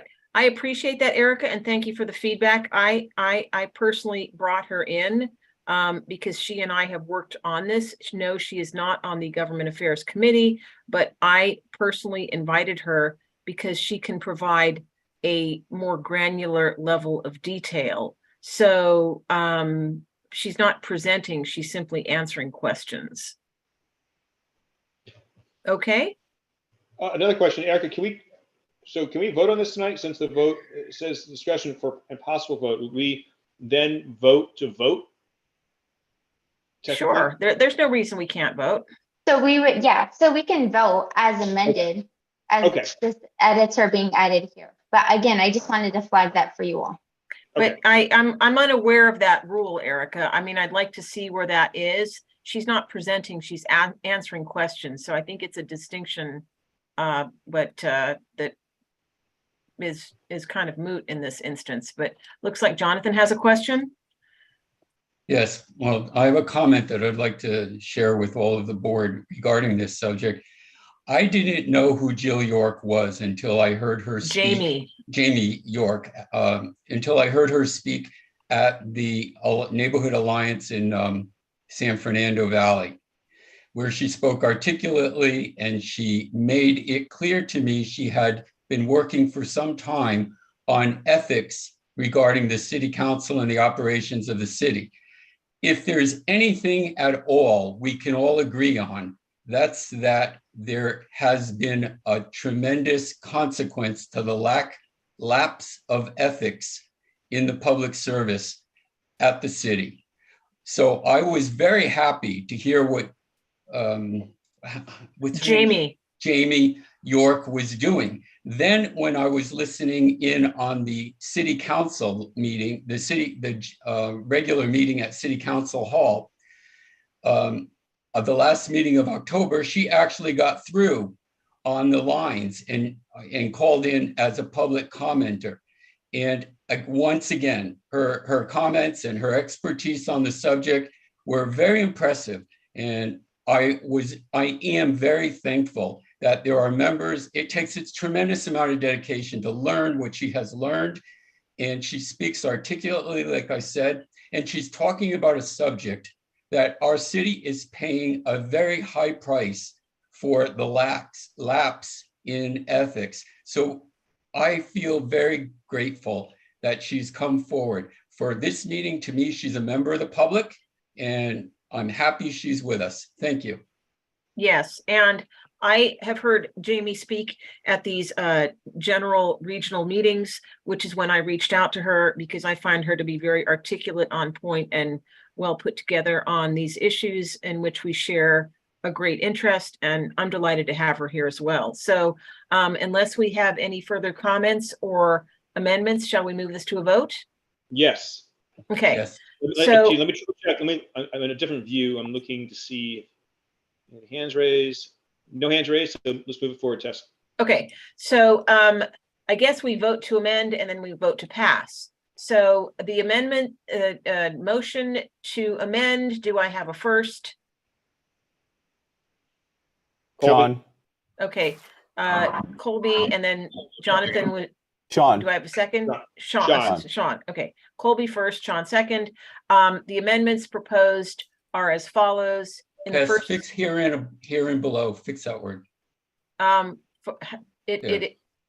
It's here and below is one word. It's calling it out as an error. What would you like it to be? It's actually one word. Is it really? I've never seen. Yes, it is. Fine. All right. It's underlined. For some reason. It's that's just because the text word Thanks. processing program doesn't recognize it, but it is in fact word. So the First Amendment is the Greater Toluca Lake Neighborhood Council supports the recommended changes to the Los Angeles City Charter if amended, comma, as described here and below. That's the first one.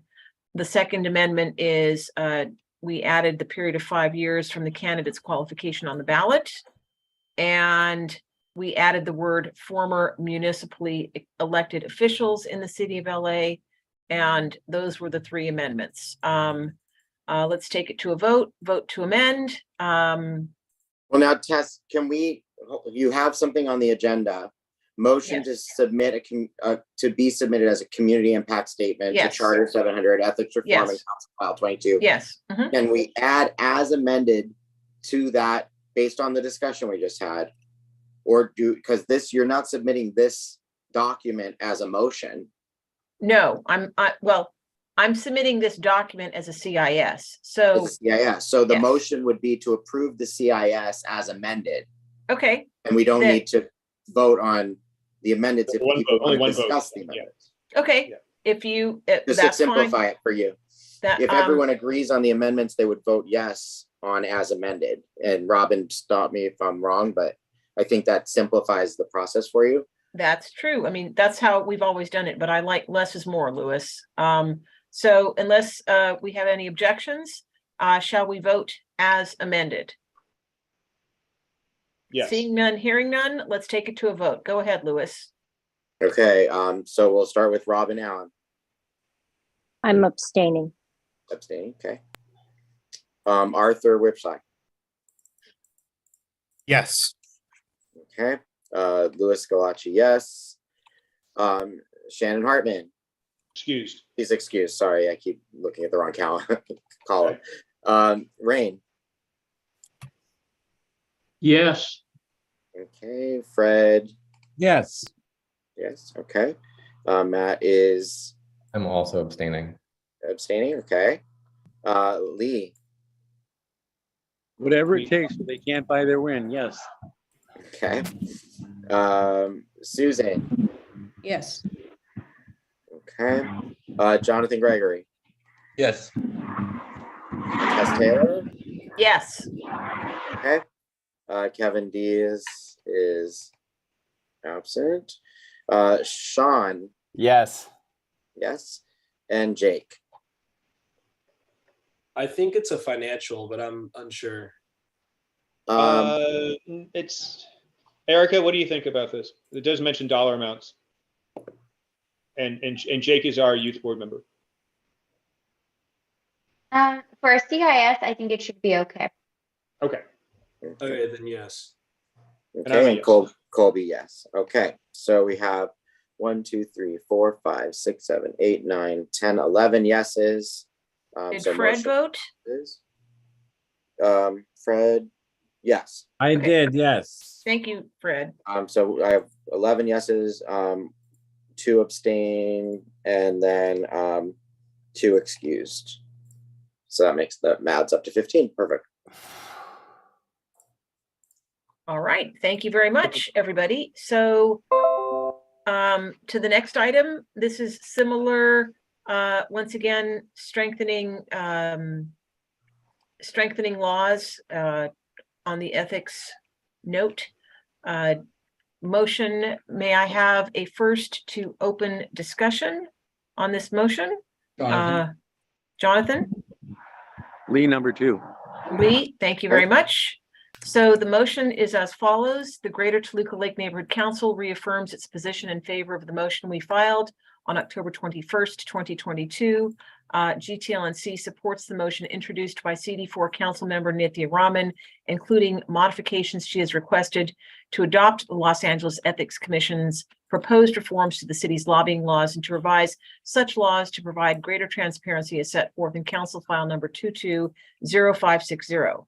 The Greater Toluca Lake Neighborhood Council urges Los Angeles City Council to adopt a nonprofit exemption of $200,000 in revenue or $500,000 in assets instead of the proposed $2 million in revenue threshold exemption.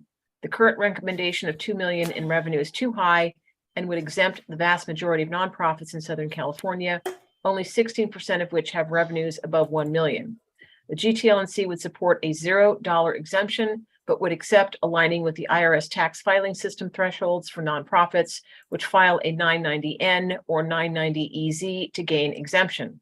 This change is consistent with current San Francisco ethics ordinance, and this motion will be submitted as a community impact statement to Council File 22-0560. Are there any questions or discussion?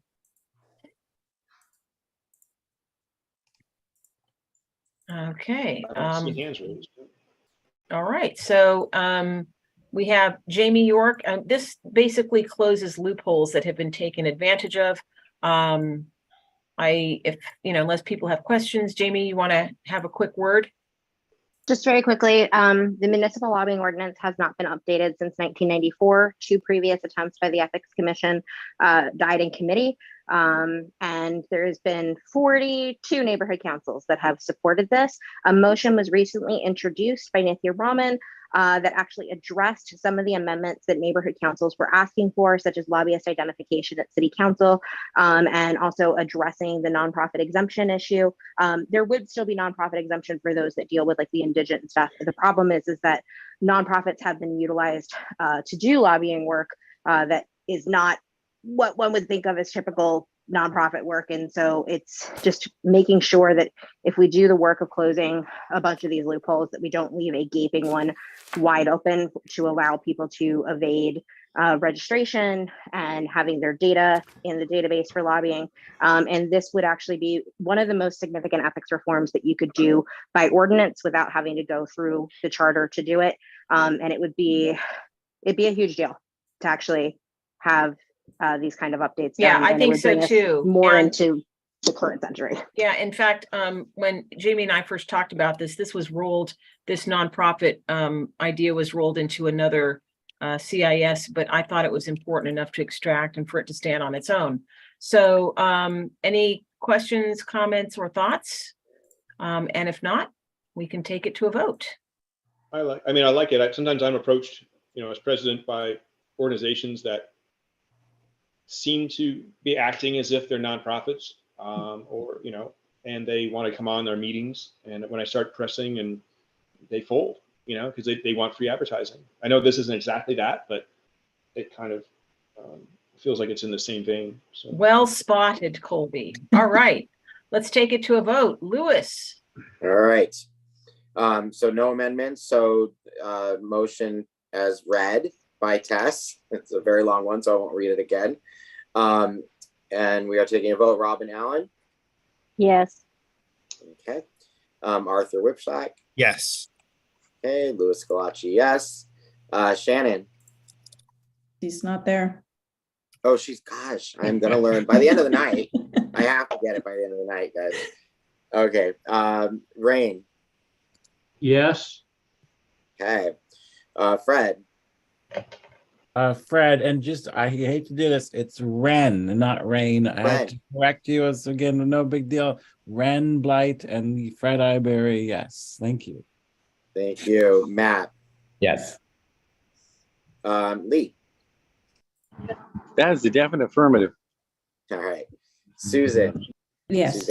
Suzanne, sorry. Suzanne, yeah. Jonathan. Yes. Tess. Yes, but you can call me Fred. I might. Kevin's not here. Sean. I'm here. Yes. And Jake. Jake's there. Can you leave? I'll move on. Colby. Yes. Let me see if Jake is still here. Let me. Is there? I can't see him on my screen. Oh, you're not a co-host? Yeah. Hello. Sorry. Oh, okay. Jake said yes. Okay. Wonderful. All right. So that's a full house of yeses. So 1, 2, 3, 4, 5, 6, 7, 8, 9, 10. All right. So we have motion passes with 13 yeses. Thank you very much, everybody. Much appreciated. And the final item for me tonight is something proposed by a stakeholder, which is, and I think I've stopped screen sharing, right? Yes. So discussion of, and by the way, thank you very much, Jamie, much appreciated. Stay with us if you can, or if you'd like to. Is she already gone? Looks like she's gone. All right. Jamie York, ladies and gentlemen. Very, very smart girl. So this item was submitted by a stakeholder, discussion of presence of nonprofit organizations in the community, including NoHo Home Alliance, St. Charles Borromeo, Harmony Church, and others, as well as benefits to and concerns of stakeholders. And what we have here essentially is a collision of the rights of two groups of people who are wrestling with one another for the public space. And, we invite discussion of these matters, and I wanted to accommodate the stakeholder. Any comments, suggestions, thoughts? Jonathan Gregory?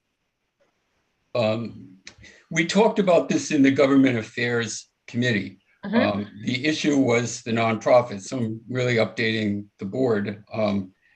It was about what the contribution to a community of a nonprofit. And I'm not going to give a long talk about it, but the question is, at what point does a nonprofit stop serving a community and begin profiting from the community? There's a progression that some nonprofits get into, and what we sometimes call it is they turn the nonprofit, or they turn the problem into a big business. And that's what the conversation was rather about. So what I would, at some point, Tess, you'll have to tell me, I'd like to read a stakeholder's written statement. Go ahead. That stakeholder, shall I do it now? Okay. Jonathan, can you tell us who the stakeholder is? I'm not, because anyone who comes as a stakeholder isn't obligated. First of all, I'll say we learned through Catherine's experience from Dunn that not even a board member has to disclose their name. I didn't force it. I was just asking. Yeah, no, If you're declining, that's fine. I just asked. Sorry, I just want to make it a reasonable thing that they requested anonymity for that, and I believe that they're entitled to that. So unless anyone else, can I just ask, is Erica on the call? Yes. Yes, I'm here. Quick question. When we meet in person, anybody who speaks is in the room and we know who they are and they always present their name. Is that not the case anymore now that we're on Zoom? Can people anonymously submit information or speak anonymously? Or is that allowed? This is a difficult one because when we have individuals come on, make a public comment, and they choose to name themselves however they wish, the board is expected to call them using that name as long as it's not derogatory or anything of that sort. Now, when it comes to someone submitting a statement and they don't want to be known to the public, this can be a little bit tricky because whether this is an email or a letter that was sent, typically anything that is shared publicly should be made available publicly, just as with any other documents that we do, including the MERS, including CISs, we share everything. So I'm going to have to get clarification if we're allowed, if we must disclose this individual's name. But again, anything that the board shares typically needs to be made public if we're going to be talking about it. Well, yeah, Erica. the reason I ask that is because anybody could write anything and submit it, even if it's their own opinion. Like maybe a board member might read, or somebody from the public might read something as their opinion. But as a board member, we have a responsibility to speak for the public. So I'm a little confused about whether this is allowed, and I'm just want you to clarify for us. Thank you. Yeah, and thank you for bringing that up, Robin. And you're absolutely correct. So if y'all don't mind, if you can give me a second, I can get that clarification.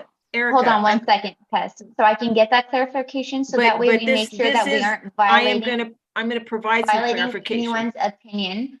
So that way, whatever is being said by a board member is made sure that it's not representation about how the entire board feels. So I will get that clarification. Okay.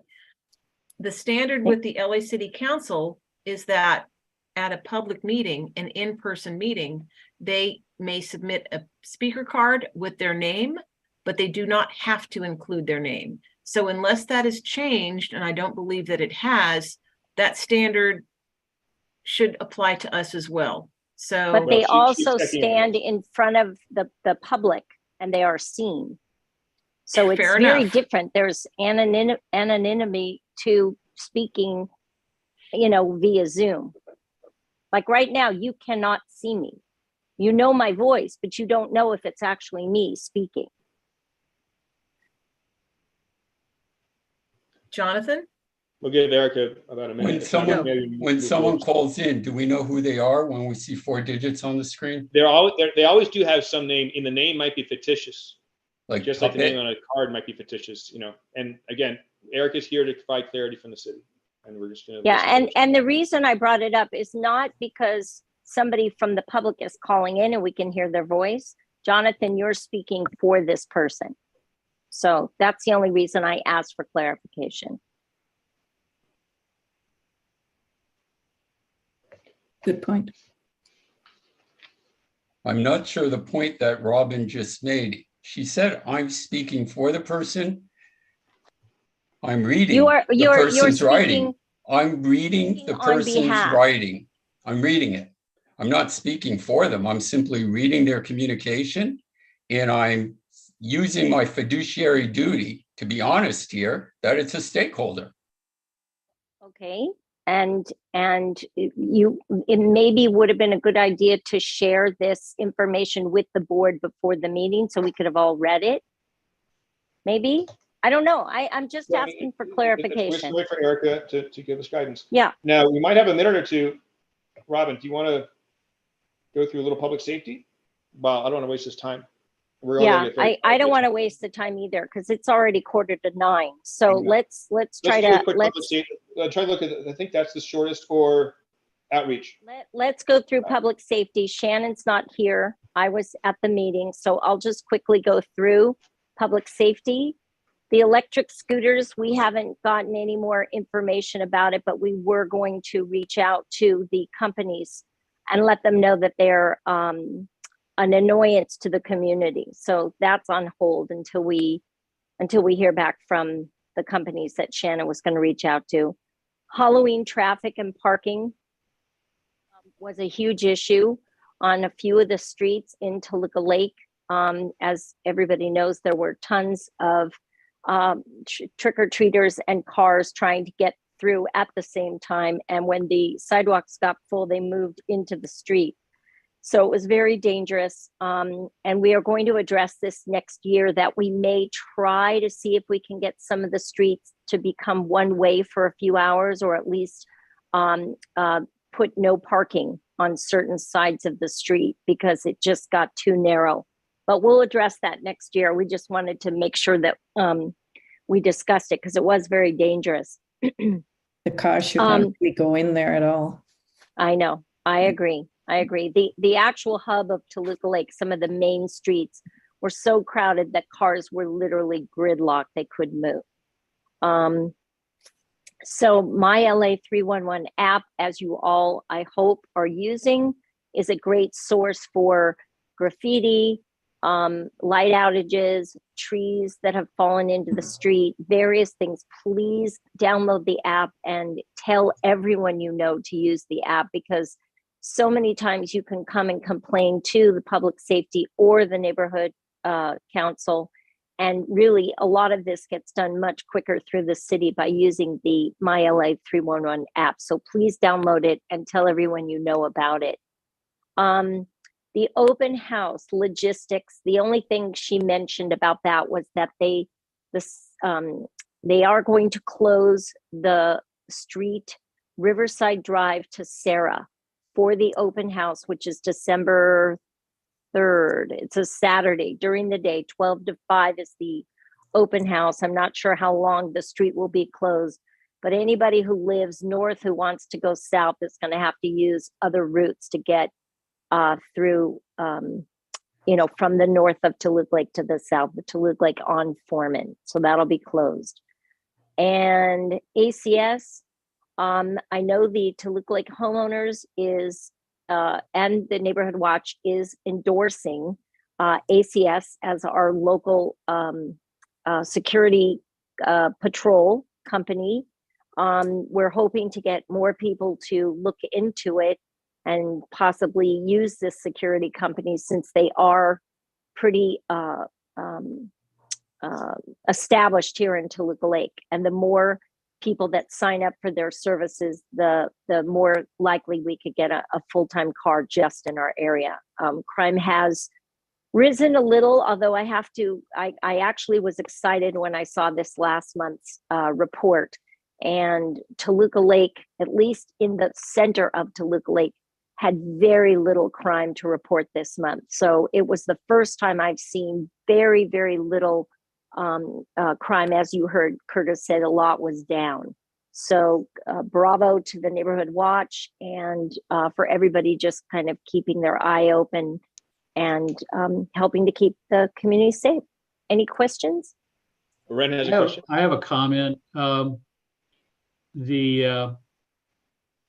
Way in the back, on Halloween, about 6 years ago, 5 years ago, whatever, a stunt coordinator had a home in Toluca Lake and would put on a show at his house. He had a 3-story effectively, and he'd put on like a 15-20 minute show 3 or 4 times during Halloween night. And we had such a crowd back there that after the 3rd year he did it, the fire department, police department asked him not to do it again, because if they had to get a fire truck or an ambulance back in there, they wouldn't be able to do it. And I think I was there this year, and we're back to that same level of crowding, I think. Well, I think for, I experienced less houses being decorated, but the ones that did went over the top. And I think people were so happy to be able to come out again after a couple of years of COVID. So I did, in fact, experience much more crowds and traffic this year than years past. It is a situation that's going to have to be addressed. I don't know what it's like in other parts of Toluca Lake, like Toluca Woods or Toluca Terrace or West Toluca Lake, but in Toluca Lake, within the borders of like Cahuenga and Clybourne, it was pretty packed. Any other questions or comments for Robin and public safety? Okay. Well, thank you, Robin, for that presentation. Sure. And maybe we should move on to outreach. Yeah, I think we'll do outreach right now. Matt, do you want to say something about outreach? Ooh, all right. I wasn't ready, everyone. Okay. Well, no, it's fine. It's fine. I can start with the turkey trot. I know I talked to someone today about that, but you can go ahead if you want. I got it, Colby. I got it. I can handle it. Okay. So here's what I want now, if I can have it. I tried to do a booth at the farmer's market, but I couldn't get it.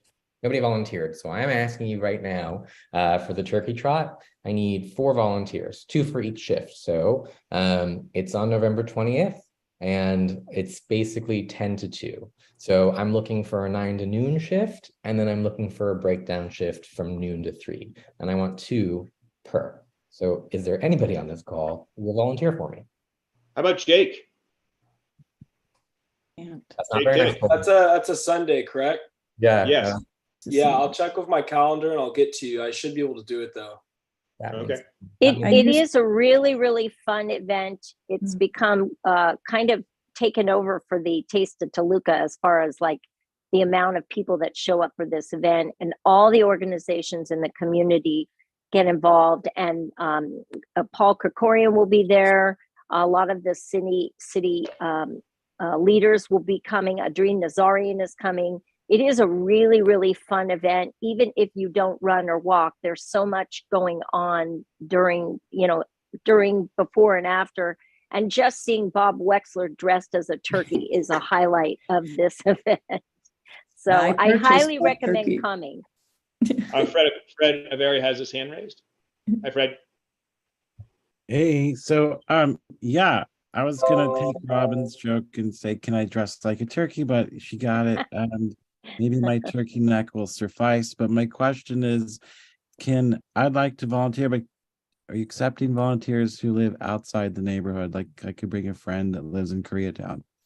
You can bring a friend, but I would like absolutely keep us company. But I'd love, well, if you and I are going to do the first shift, then I need 2 people for the second shift. So do you want volunteers just from the neighborhood, or would you accept volunteers from outside the borders? If it's a friend of yours, it's fine. Well, I think the idea is, if I may speak, is the booth is to represent the neighborhood council. So when people walk up to the table and say, who are you? You can say, we're the neighborhood council and this is what we do and this is when we meet and please get involved. So of course, bring your friend. Of course, you know, anybody should come to this event. It's a great event. They can stand with you and get a latte or whatever that they're going to be giving out or selling that day. I mean, it's an incredible event. But, you know, the board should come and at least take even an hour. They don't have to be there that whole time. And I would love to, except that I'm manning 2 other booths that day. So I'm so sorry. But it really is a fun event. If anybody would like to come and give an hour, Jonathan, Lewis, Arthur, I mean, you know, we really need people to come and sort of represent us at the event. And Matt, I was waiting for you to ask for volunteers for the December 3rd. Okay. So if that's on the table too, you got me. I cannot do the 20th. That's fine. November. I I was gonna can't do, I'm in on the 3rd though. Got it. I used to do the turkey trot, but I can't because I'm selling half my house in the inside, all my, so there's also a big yard sale or estate sale, if you want to call it. Oh my Then goodness. I can't come anymore, Matt. I gotta go to Suzanne's sale. Sorry. Okay, wait. So I'm not letting you guys out. So I got 2 for the setup, me and Fred.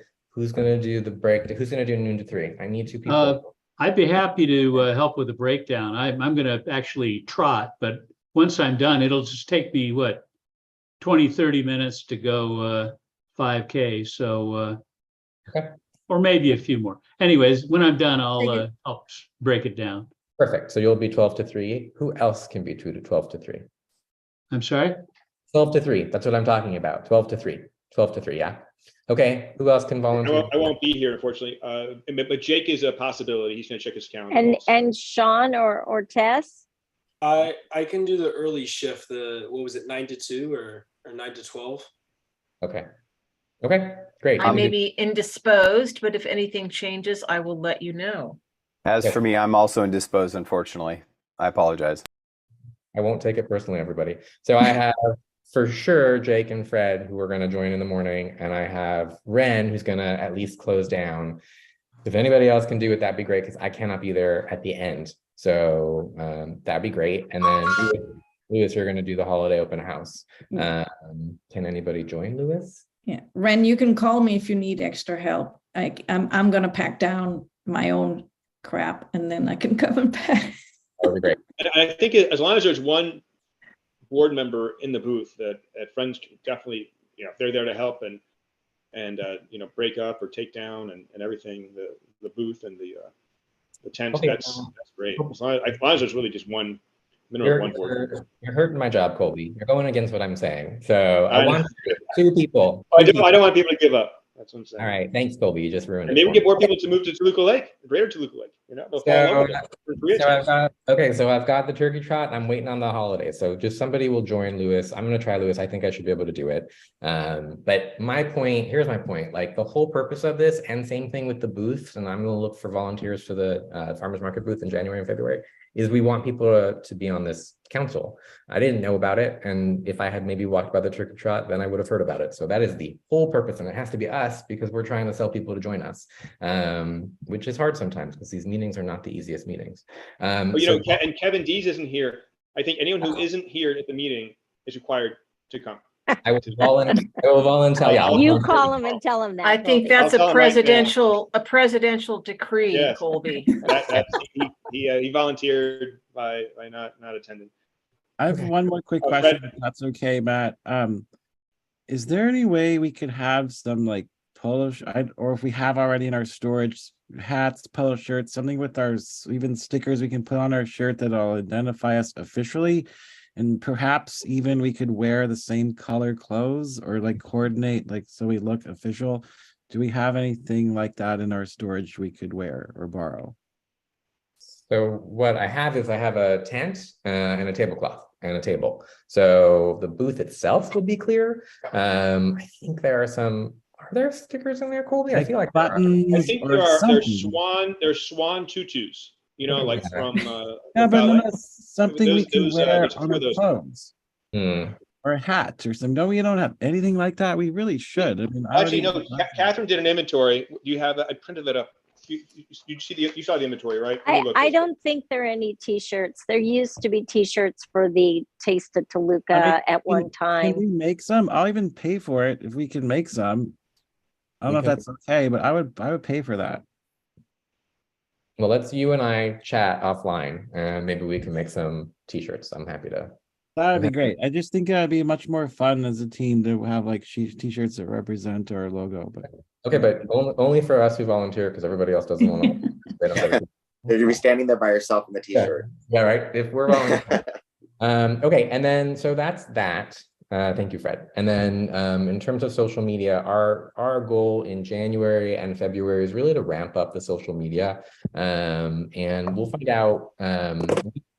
We have bags. There were bags in storage, so we have not spent that money yet. And probably what we're going to do, depending on how many bags we give out over the next two events, because again, we want to do the booths at the farmers market, and depending how many we pass out, if we have extra, and we don't have to buy new ones, I'd like to talk in January, not today, about potentially spending some of that money on social media advertising to get people to both vote and to run. That would be great. So that is the goal. I will come back to you in January about that because I don't know what's going to happen with the bag situation over the next 2 months. But that's just a heads up. So our goal in January and February really is to focus on social media, advertising, getting people to run would be great. And then the last thing is that the For You Test to Know the homelessness resources has been posted. Thank you very much. Thank you. And we still want any kind of FAQs. So from the committee members or the committee chairs, any kind of FAQs would be great. Especially like, even like how an MPG can apply or, what is a CIS and how to request it, those kinds of things. So that's kind of what we're thinking in terms of adding to the website. So it's a work in progress, but if you have anything else you want, please email me. Catherine is really doing a phenomenal job. That's it. That's all I got, Colby. So I have my volunteers for Turkey Truck. That's a big accomplishment for tonight. Oh, and I have Lewis. I have Lewis for the holiday party. So you're joining me, Lewis. There you go. And are you going to say anything about the election coming up? The only thing to say about the election coming up is I think it opens. What is it? I have it somewhere. See? Yeah, It opens February candidate 22nd. filing, 22nd, February 22nd. Opens February 22nd. Yeah, I think that should be on the agenda. So it's on there. Yeah, it is. And then you also have working session updates to the GTLNC.org. Yeah, that's what I just said. We're looking to just. Okay. All right. Okay. Thank you, Robin. Great. Thank you. We're gonna go right into exec committee, and still. Oh, good. Erica might have an answer for us. Hi, Erica. Yes, Kobe, thank you all for your patience. So I was advised that Jonathan may read the statement's comment without revealing the name under public comment. So if we're going through committee updates, or we would have to open public comment, Jonathan can then read the statement, and then we would need to open public comment for anyone else. Okay, so what I'm gonna do, I'm going to exec right now. I'm gonna start open that committee up, and then under exec committee, we'll have Jonathan read the statement.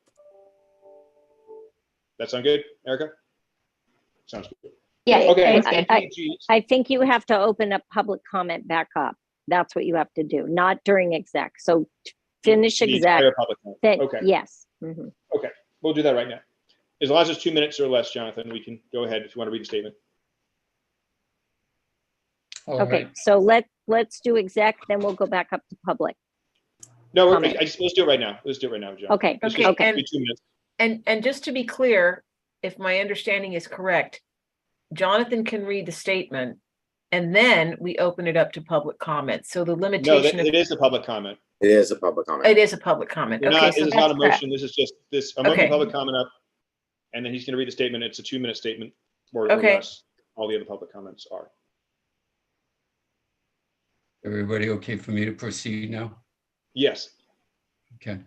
From stakeholder to Greater Toluca Lake Neighborhood Council Board, it was dated November 2nd of this year. Public comment at the 15th November 22 meeting. Okay. Now I'll begin with the stakeholder comment. We so often see obviously homeless persons in various states of disarray wandering up and down these little few streets, sitting on curbs, sometimes riding their bikes up and down, etc. We have a permanent sidewalk sitter on the corner of Blix and Vineland, a young and seemingly strong and healthy guy, always dressed in black, who alternates his sidewalk perch with begging at the intersection of Riverside and Vineland. He obviously knows who lives where and whose car goes where. This type of thing should not happen in a residential neighborhood. I have been concerned about the so-called church, St. Matthew's on Camarillo, for a long time. The large periodic gatherings of, open parentheses, sorry to be honest, close parentheses, bums, vagrants, crazies, and other assorted wanderers of our streets are a blight on our area and an insult to residents working, open parentheses, and paying, close parentheses, hard to keep their properties up, or to have peaceful and respectable lives in their buildings. And all of us funding the supposed helpful entities, nonprofits like this. No progress on housing or otherwise taking care of these people is in evidence.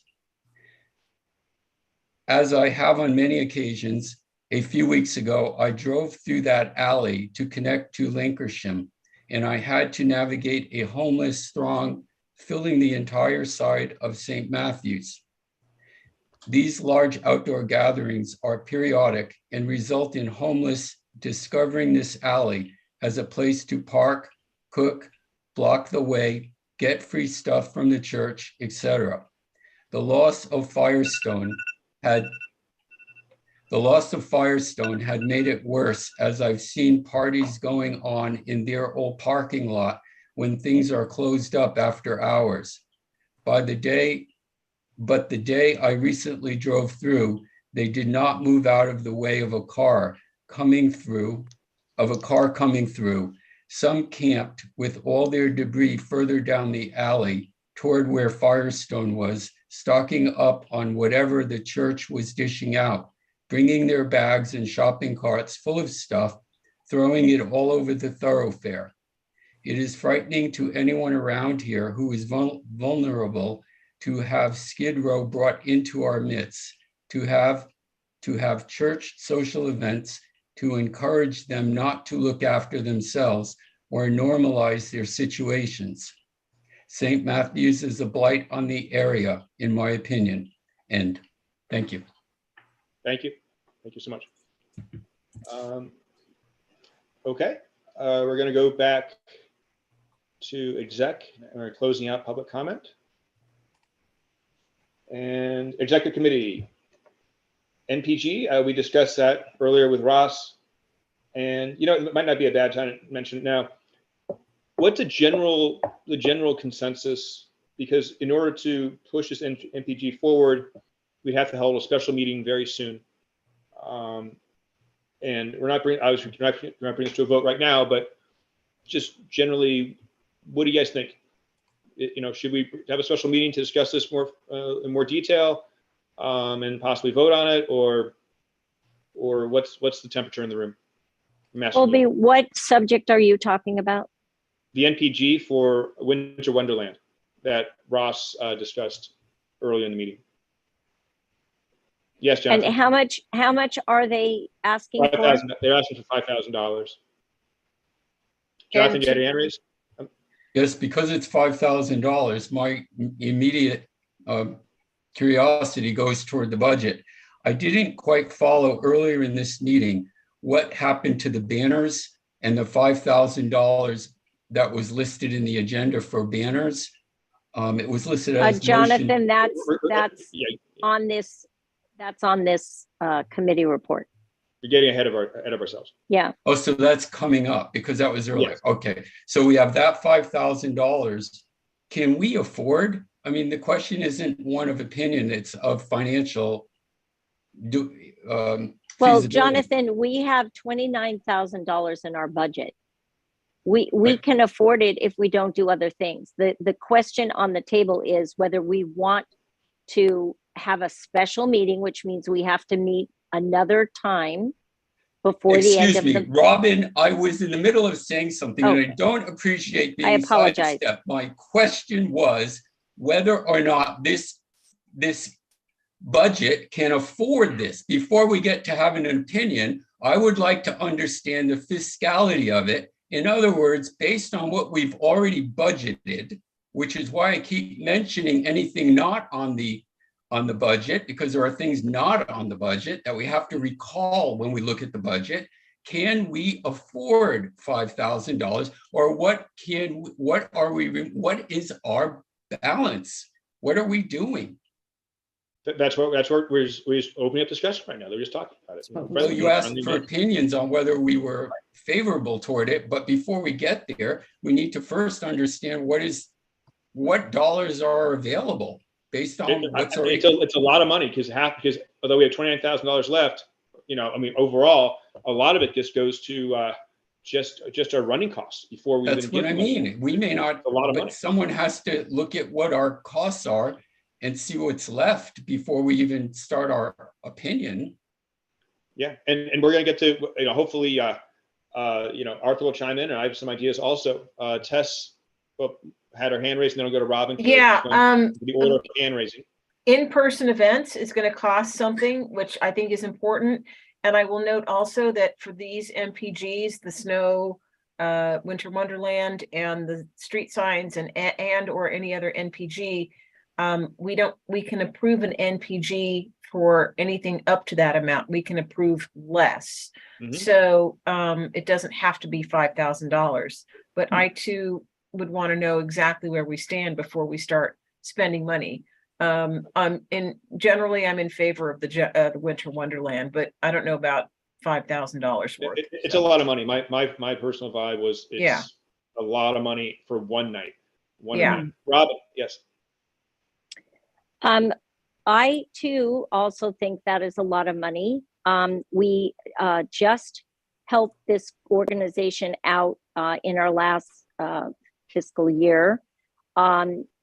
Just to let you all know, the money that we are hoping to spend before the end of this term, I'm hoping will include some election costs, which is going to be expensive. Matt will probably learn more about that as we get closer. He might need to buy postcards. He might need to do some sort of social media to get the word out, maybe banners. But also Toluca Lake, as of January 1st, is turning 100 years old, and there's going to be a lot of activity and events that I'm hoping that the Neighborhood Council will participate in some way, shape, or form. And so $5,000 to me seems like a great deal of money to spend. And believe me, I love this cause. I think what they do is incredible. These at risk Jeopardy kids are valuable and important, and I think we should support them. But up to it could be up to 5,000. It could be 500. It doesn't have to be that much money. Any support we give is always appreciated. But they can ask for whatever they want. It's up to us to make the decision whether we want to give it. Thank you, Robin. Any more discussion or thoughts from the board? Or even the public, stakeholders and attendees? Jonathan? I think it's a pretty nice gesture to give some money.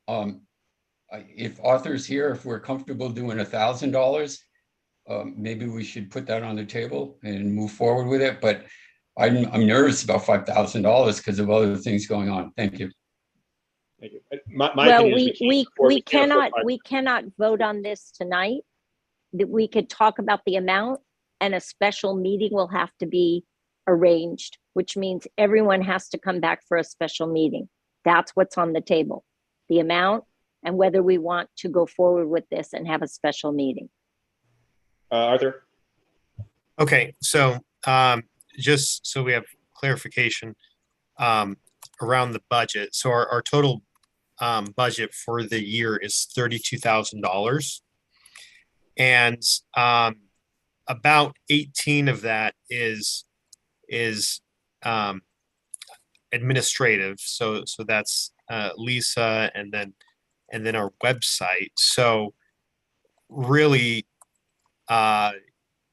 we have about like $14,000 that we spread apart in different categories. We have, the in-person event. We have neighborhood council elections.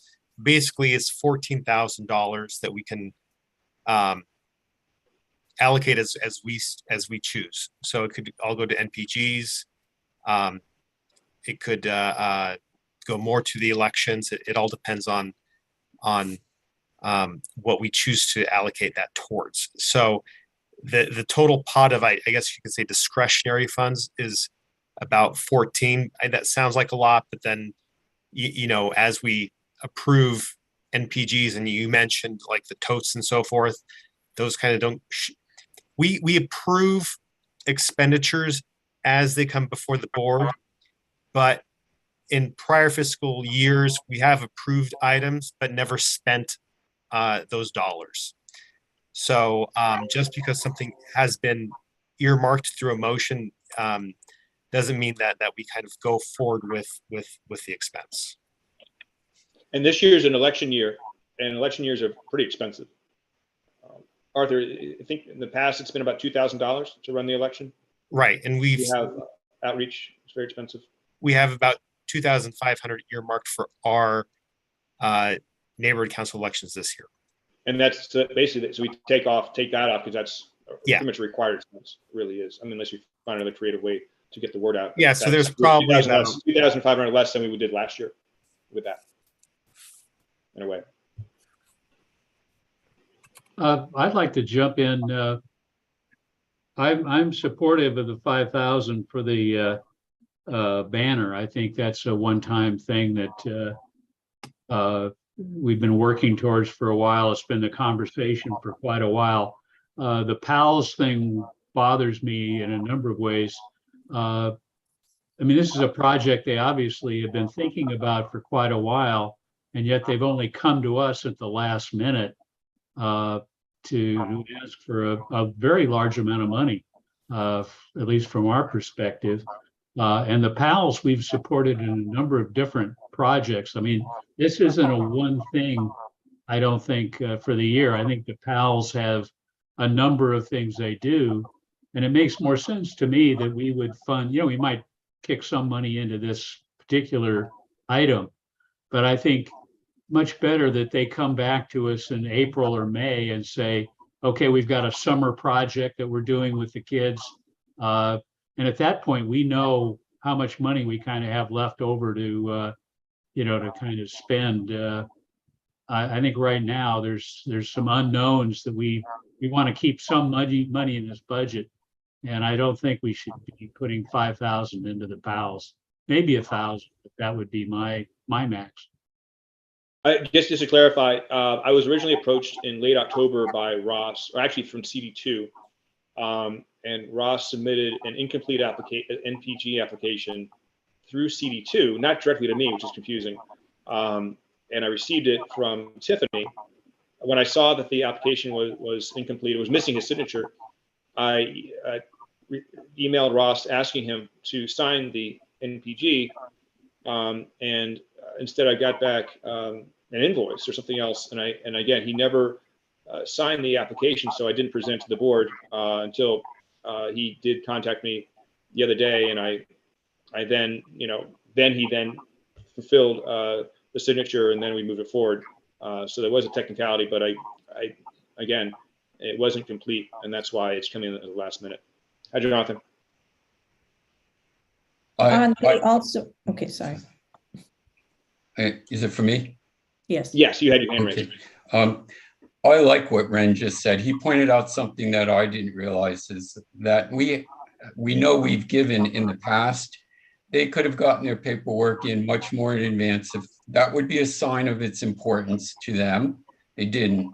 But more importantly, what Ren said, I really agree with, and that is we owe it to our own stakeholders at this point to do something really nice this year. This is the 100th anniversary of Toluca Lake, and I really think that matters. Putting some what's that word? Some enthusiasm into the experience. I like the idea of what Ren said, that the banners are something that can go through the community, and it's a very inspirational type of investment. That's how I feel. I feel that number one is the stakeholders, the community itself. We have a right to take care of ourselves first. Thank you. Yeah, Jonathan. Any other Susanna. thoughts? Yes, Susanna. I forgot to raise my hand. There we go. I was just going to say, I was actually going to double check because in past years, also for the turkey trot, half the proceeds has gone to the PAL program. And it will again this year, Susanna. Yeah.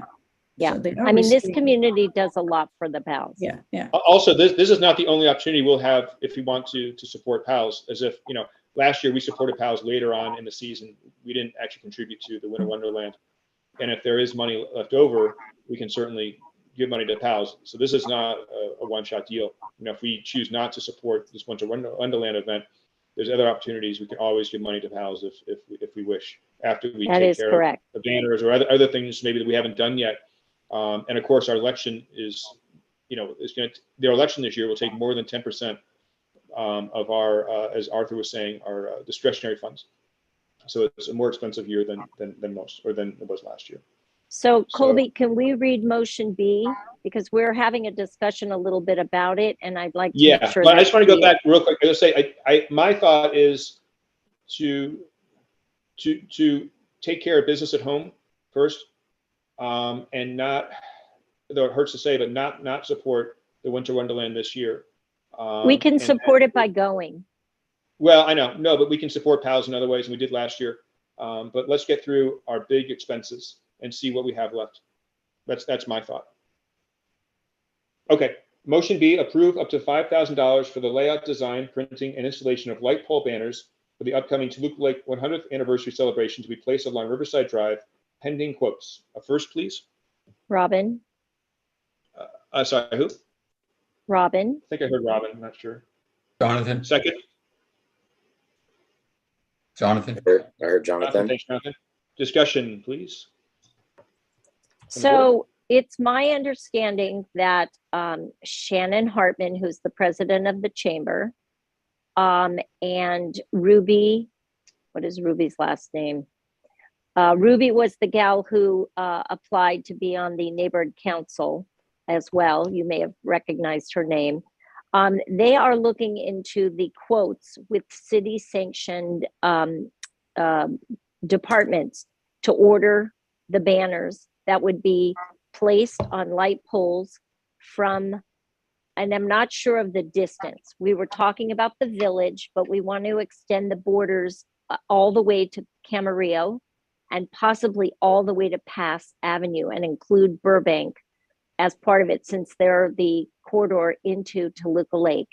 Depending on how much it's going to cost, will determine how far we can go and how many light poles we can actually do this with. That's why the price is sort of up to 5,000. It could be more, which means we might have to go find other sponsors. We're hoping not, but we would like to see that the banners are placed in January, hopefully for the year, but possibly only a couple of months. Everything is kind of pending. But what the flags would say is Toluca Lake celebrating 100 years. About 2/3 down will be the Greater Toluca Lake Neighborhood Council logo. And underneath that will be 1923/2023. These banners will go up at the beginning of the year and hopefully set the tone of everything else that's being planned for the celebration. Ren has his hand up. Yeah, we need to be careful that we don't spend any of our GTLNC money on things that go into Burbank. So if the banners are going to continue into Burbank, there needs to be a Burbank source or a private source of that money. Correct. Yeah. Yeah, it's just part of the pending. All of this is still nebulous. Nobody knows for sure all the details. We're trying to get this accomplished so that we can get it in the works, so that when the celebration begins in January, we can be prepared, because you have to get in the queue for the city. So that is the whole reason we're bringing it up tonight, and because we're dark in December. So we'd like to sort of bring this to the forefront so that it can be in the queue for the city. Hi, Jonathan. Here are my ideas. Because I really like the idea of banners. I would like to know how big they're supposed to be, how many of them there are. Has somebody counted the poles? I would like an assurance that, like, I forget who just said, I think it was Ren, that it be within Greater Toluca Lake and maybe as a last resort into Burbank. So going all the way up to Camarillo is an imperative for me. I also feel that there should be, at this point, there should be more information, like there's a holder that goes on the flag, on the street lamp, on the post. There are different designs, and you can put them up and leave them up permanently so that you can use them again and again once the holder is on the post. Some of them have two places where they hold two banners. Doesn't mean you have to put up two banners, but it gives you the opportunity to have two banners in the future. The second thing is, when we print these banners, I'm not sure what's being planned. Are these good quality banners? Or are these one-time use banners, meaning the type of material, how they're manufactured? It's a really good idea to do banners that have they're like a Velcroed, or there's a rip-off part, or you do the banner so it can be reused in the future. In other words, it could say Greater Toluca Lake and 1923 to whatever, to now, but you don't have to put anniversary celebration on it, so that those banners can be used again, like at the 4th of July or something else. But to put the investment into it and have only a one-use time is something that the community should try to stay away from, because it isn't necessary. So it's really not necessary to say anniversary celebration on the banner, but put the year and put them up during the anniversary, because it's an automatic understanding what you're doing. The years are there, but it's reusable. And as I said, the holder that goes on the lamppost, you can have that banner and like an American flag on the top holder, so that it could be used during the 4th of July, for example. So there's things to think about.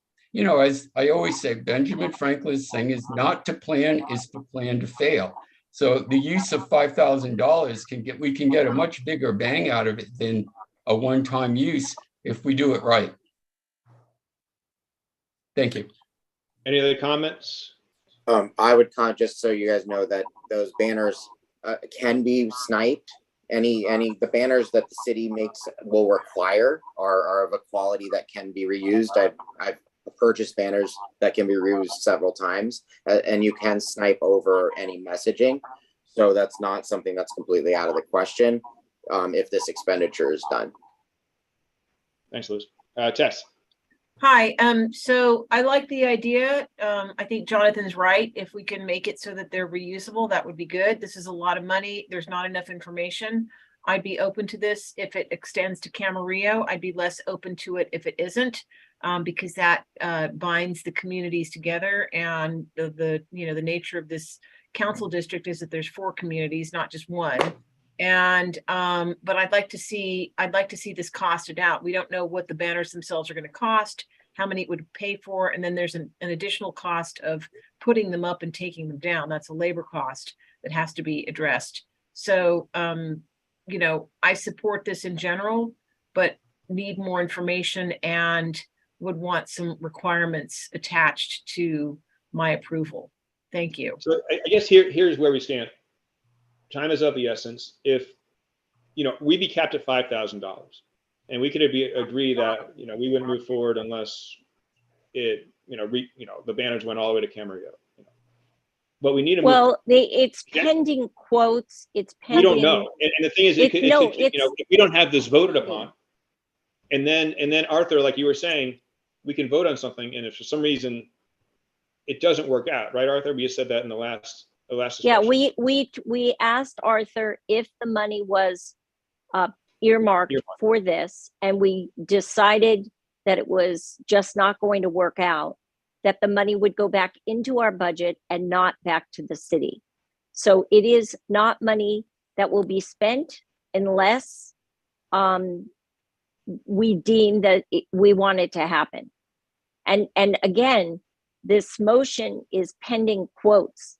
All we're saying is we want to be able to go forward with this information, go forward with getting the quotes and trying to get this installed for the January 1st, not deadline, but the Toluca Lake is going to turn 100. Whatever that means to any of you that have lived here, Toluca Lake, this is a momentous occasion and opportunity for all of us to wear this with pride throughout the year. And by putting these banners up the main street in our community, the whole community will take in the fact that we're celebrating this event. And even after, like, I don't know how long we can leave these up. Maybe it's a month, maybe it's 3 months, maybe it's the whole year.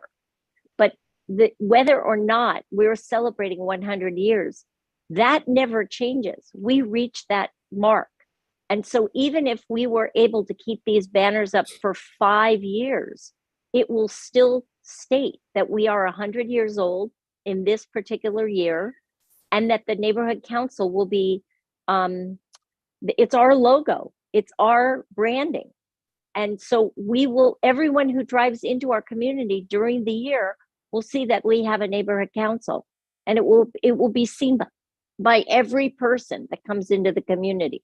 So of all the branding and all the social media that you could possibly do, this is going to have the greatest impact when you drive into the community. And again, we don't know the details, and because we're approaching the holiday season, we want to get this moving. Yes, Jonathan. In an anniversary year, typically what a community does is they have a focus of the celebration. And in weather places like ours, it's generally in the summertime. So I don't know that it actually needs to happen in January, because this is still the winter time. But it seems to me that it should be attached to a festival, or like to the 4th of July, where it becomes a focus. I don't think you fly the banners all year long, because they become tattered over time. They age. Jonathan, they will not become tattered. They are good quality. And there is an event being planned. It's in the works. We're working on a date. We're working on several actual events that are going to happen during the year. Nothing is concrete yet, but there will be events throughout the entire year that different organizations and different businesses and residents are all going to do in the course of the year. It's all being planned right now. This is how the neighborhood council will participate. Okay, so let me understand then. The goal is to put up the banners in January and to keep them up until December, correct? That is the wish. I don't know that I'm that's just trying to necessarily understand it. I'm not giving you my Yeah. opinion. I just want to understand. So it's to January to the end of the year. Has anyone gone through the street from Camarillo all the way down to what would be the easternmost point in Toluca Lake Village? Clybourne. So has anyone gone along Riverside from those 2 I points? believe the committee Let me that's ask the working on question. it. Let me ask Okay. the question. The question is, has there been a total number of poles identified that are available there to support a banner? I believe there has been a count. Yes. How many? Jonathan, I don't know. I'm not on the committee. Okay. I don't know. Well, I'm but I not believe the displaced in committee- asking the questions, Yeah. Robin. I'm just trying to get No, the no. information. I Okay? understand. All Those right. are Has there been valid an questions. identification as to what the hardware is that goes on the pole? Jonathan, The it's polls- required by the city. The Yeah. city City has all figures those it out? requirements. Yeah, There's only one it's a package standardized- deal with the city. You Oh, pay a I package see. deal. Yeah. They have approved Standard. vendors, and you work with these vendors, and it's a package deal.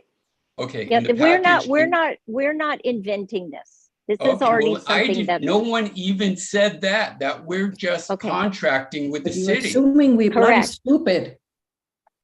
Pardon? But let me jump in for a second. I think there are a number of organizations that are involved in this, and we're trying to bring in, we're starting out with the obvious, the GTLNC, the homeowners, the Chamber of Commerce, and I think even the Flower Club is involved. And there's some private sector businesses that I think are talking about contributing to this. We may get some other public sector people, the political representatives who may jump in on this. But the bottom line is, I think we need to get our piece of it at least committed. And as Robin says, I mean, we don't have enough detail now to say specifically how our money is going to get spent.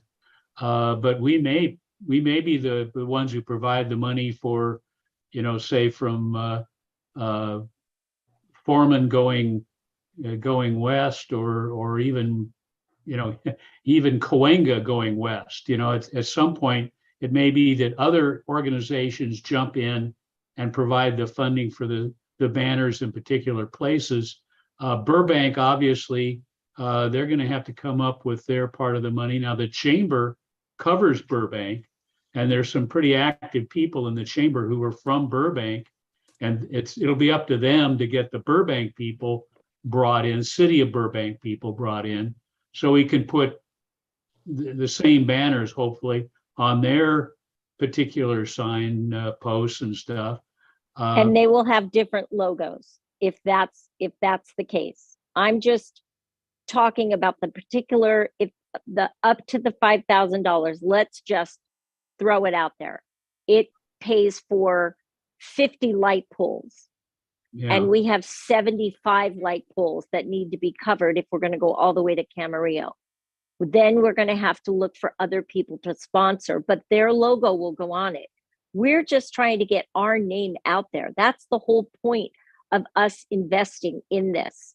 It's the biggest impact because it's going to be down a main road of Toluca Lake. We're not asking to put these banners on, I don't know, Whipple or Vineland or Robin, you've made that clear. Okay. That's all very clear. So there are 75 polls and $5,000. We don't know. I'm just saying. Yeah, we don't know. We would use this money to cover as many polls as possible. All right. And Yeah. that's. And I think it's or if we find out it's not feasible. But if we don't move it forward soon, we might lose our opportunity to do it, and that would be a shame. Exactly. And it's important for us to be out in the lead and making some financial commitment in order to be able to reach out to other potential people and say, okay, we've already got it in the works. This much is going to happen. If you give some more, then we can do more. We can do something big, something better, make a bigger scene with it. And then GTLNC gets in, we get incorporated into that bigger scene. And I think it's like almost like a lost leader for us. We put it out there, and then ideally it'll bring in a bunch of other people to participate with us, and it'll make Toluca Lake look good. I mean, will put us in the press and put us out there in a much bigger way than if we wait for somebody else to do it, kind of thing. Yeah. And then it's little hit or miss things that don't have the power and the weight to get the attention we're looking for. And what brought this to my attention was Tarzana does it. I said this before many times. I was on the 101 freeway heading west, and heading east, and I hit traffic, and Waze took me off to Ventura Boulevard, and I was driving down Ventura Boulevard, running parallel to 101, and I saw all these banners. It said Tarzana Neighborhood Council. My gosh, it was incredible. Jonathan. I've seen that too. Let's keep this. Let's move forward. I want to keep this. We're all friends. I want to keep this very friendly. We're all in the same boat. It's very beautiful over there. I've seen that when they do the banners. I just think it's an excellent idea. I do agree with Robin that it maybe not be the most impactful. I don't know what it compares to, but it's really a very impactful type of thing to do. Now, here's the part I don't understand is I've been at all the meetings. I don't think I've missed a meeting, but there's a lot of information that never came up. So I really apologize to put you out by asking these questions, but I didn't know that the city offers a package. If that's the case, who is familiar with the pricing? In other words, the city does it. This has been talked about for at least 3 weeks now since the last meeting. No one has counted the number of polls. That hasn't changed in quite a few years. So why wasn't that done? Why don't we know how many polls we have? Louis, Let me finish the like question. to Let me speak finish the question. Why don't we have a number of polls already? But the other part is who has interacted with a city? How is it presented by the city? Is it by poll? And does it include the labor? How does it work? So I have done this several times in on other neighborhood councils and for chambers. You buy the permits for polls at around 5 per. You can do them in groups of 5. So it usually runs. You can get 20 polls for $1,500, which includes the printing. This isn't. I haven't done it in over a couple of years, but we just did it in Century City. You basically buy them in groups. The city will tell you which polls are available. They have the counts, so you buy blocks, and you go to. There's about 4 permitted printing companies that can install them. That's why all the banners you see in the city look exactly the same. Whether they're 2-sided or 1-sided, it's going to be the same installation, and it will come down when the installation is complete. But you will receive the banners back. So if we choose to snipe them and use them again for another occasion with the Toluca Lake neighbor, however we want to do that, we can do that because we will get the banners back when they're brought down. So it is, I just got brought into this on the executive committee. I'm going to help work with Robin to try and make sure we can get those counts and find out exactly how far we can go. But it just depends on the area and the printing company that we go with. And there have been some changes in cost since the last time I did it. So I would hate to give you a number and be held to that. But I can tell you that we can probably stretch this $5,000 and determine, and then we can come back to the board with more discussion on locations. I think at this point, we have a motion. We may want to vote. Do we think this is a worthy idea? It sounds like we do. And do we vote to authorize the potential spend and then come back to the board with more discussion on what exactly we do with the money when we have more numbers? Okay, just one question. After they're taken down, does the city leave those holders up on the poles? They will not. They will not. Okay. They'll take them down with it. I saw Matt had a question, then Tess, and then we're going to bring this to a conclusion. Actually, that was my question and thank you, Louis, because you just made this really clear to me. If our motion is to potentially put aside $5,000 for this, like I'm in. This is the entire purpose of this council is for Toluca Lake. So I'm in. So I'm ready for votes. That's what I was going to say. Okay, great. Tess, the last word, and then we'll move to vote. Good. Well, the purpose of the council, Matt, is for the whole district, not just Toluca Lake. But I would approve this if the banners go to Camarillo. And my question is, in the laundry list of organizations you mentioned, Ren, that are going to put in money, the Chamber, the Homeowners Association, and the Garden Club, will Toluca Lake Beautification Partners be putting in money for these banners? They've just received an enormous infusion of cash, and so that would be nice if they gave back in that way. Are you aware if they are planning to put in money for this, Ren? You're muted. Yeah, I haven't seen it on the agenda yet, so I can't speak for them. I assume that they will be in one form or another supporting this. Okay. But I haven't seen it on the agenda yet. But of course, they have meetings monthly, so they'll probably have a meeting in December and, discuss it at that point. Thank you. Okay, we're going to bring this to a vote. Jonathan, we've I don't know.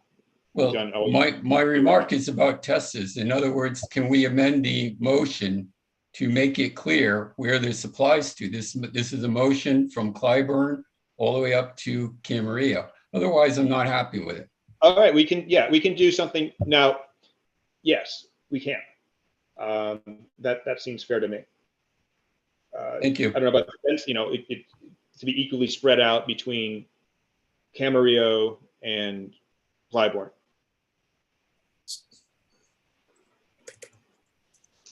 We'll say extending. I'm putting that up there now, Colby. Extending from pending quotes remains, but placed along Riverside Drive between Camarillo and Clybourne, pending quotes. Yes, let's do that. Sounds good. Thank you. Okay. Okay, so let's bring it up. Taking it to a vote. Robin Allen, Yes. Arthur. Yes. Lewis, yes. Got this one. Skipping. Ren. Yes. Fred. Yes. Okay, Matt. Yes, but I want to add just one thing which makes no difference. The village is the most important part of all of this. So that to me is where all of these signs should be focused. But anyway, yes, the answer is yes. We're trying to unite all the pieces of Toluca Lake. Lee. Down there. He might be an attendee. Let me check. Hi, Lee. You read me? Let's go back.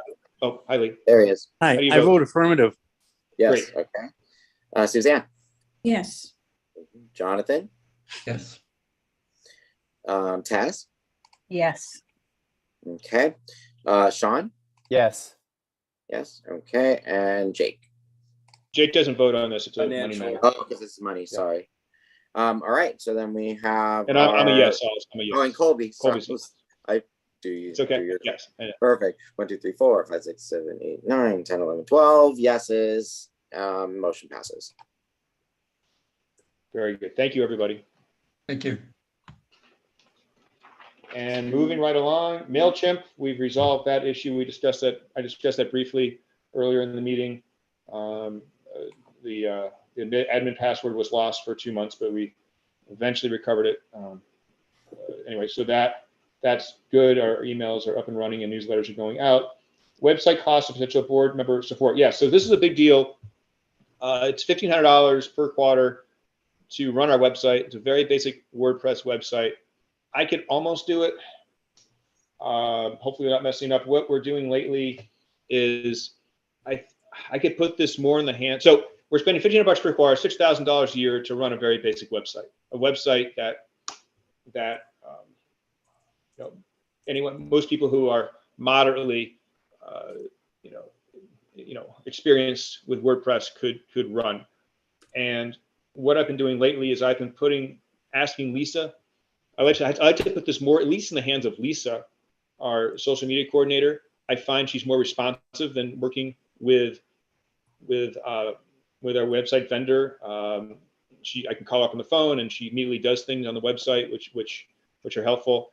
And so I guess what I'd like to do is, the best thing would be to have a volunteer be dedicated to updating the website, and there's a good amount to do, probably an hour and a half a week. I'm just estimating, and but have no one stepped up, and I get it. Number two, I could keep relying upon Lisa more, and I want to renegotiate with our website vendor, because part of that $1,500 per quarter package is for them to do updates on the website. But it seemed that we're vastly overpaying, as we discussed, for over a year for that. So anyway, please email me soon if you have a propensity to be that website coordinator for us. If not, if I don't hear back from you guys soon, I'm going to pursue other avenues. Lee, you have your hand raised?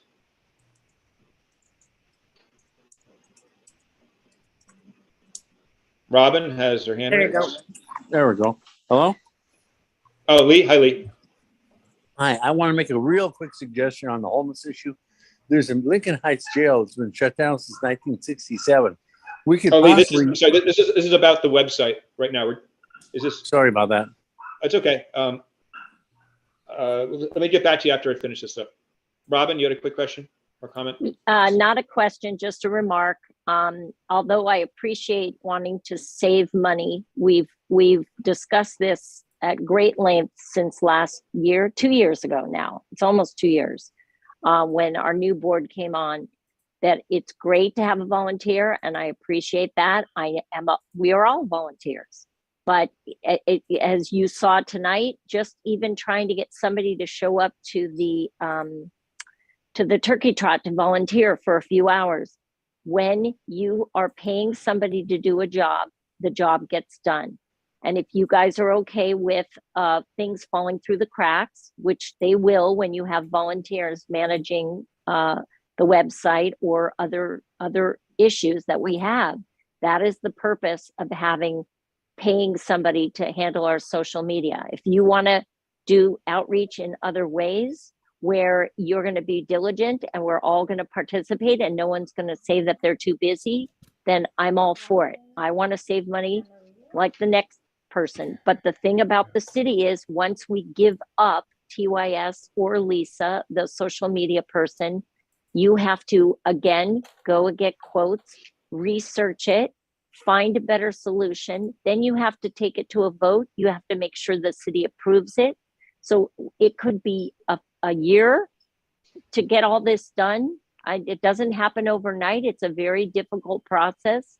So if you guys want to take this on, I'm willing to support it. But I've been doing this now for a couple of years, and I know how difficult it is to get the job done. And I'm only the volunteer. So if I didn't have those people to rely on to get our social media out and our changes on the website, I don't know what I would do because I don't have the ability to change things on MailChimp. Maybe you have the time for it, Colby. I don't know. No, Robin, I wasn't talking about social media. I was talking about the website. I know. This is about the $6,000 we spend for the website hosting. And yes, but like next month, we're dark, and that has to be changed on the website. All those meetings have to be removed. Right, but Lisa, I think can do that. And what I'm saying is, right now we're kind of almost paying two people to do the same job. Well, that's what I'm seeing. She has taken on some extra work that was never part of her job. It was something that she has done because she's managing it. I don't know how long Lisa is going to continue to be here. So I'm just saying, it's a support we have right now. And you saw what it was like when we didn't have a secretary for a month or two. I mean, these things are in place to support us. And if anybody wants to take this on, like we had somebody last year try to take this on and nothing came of it.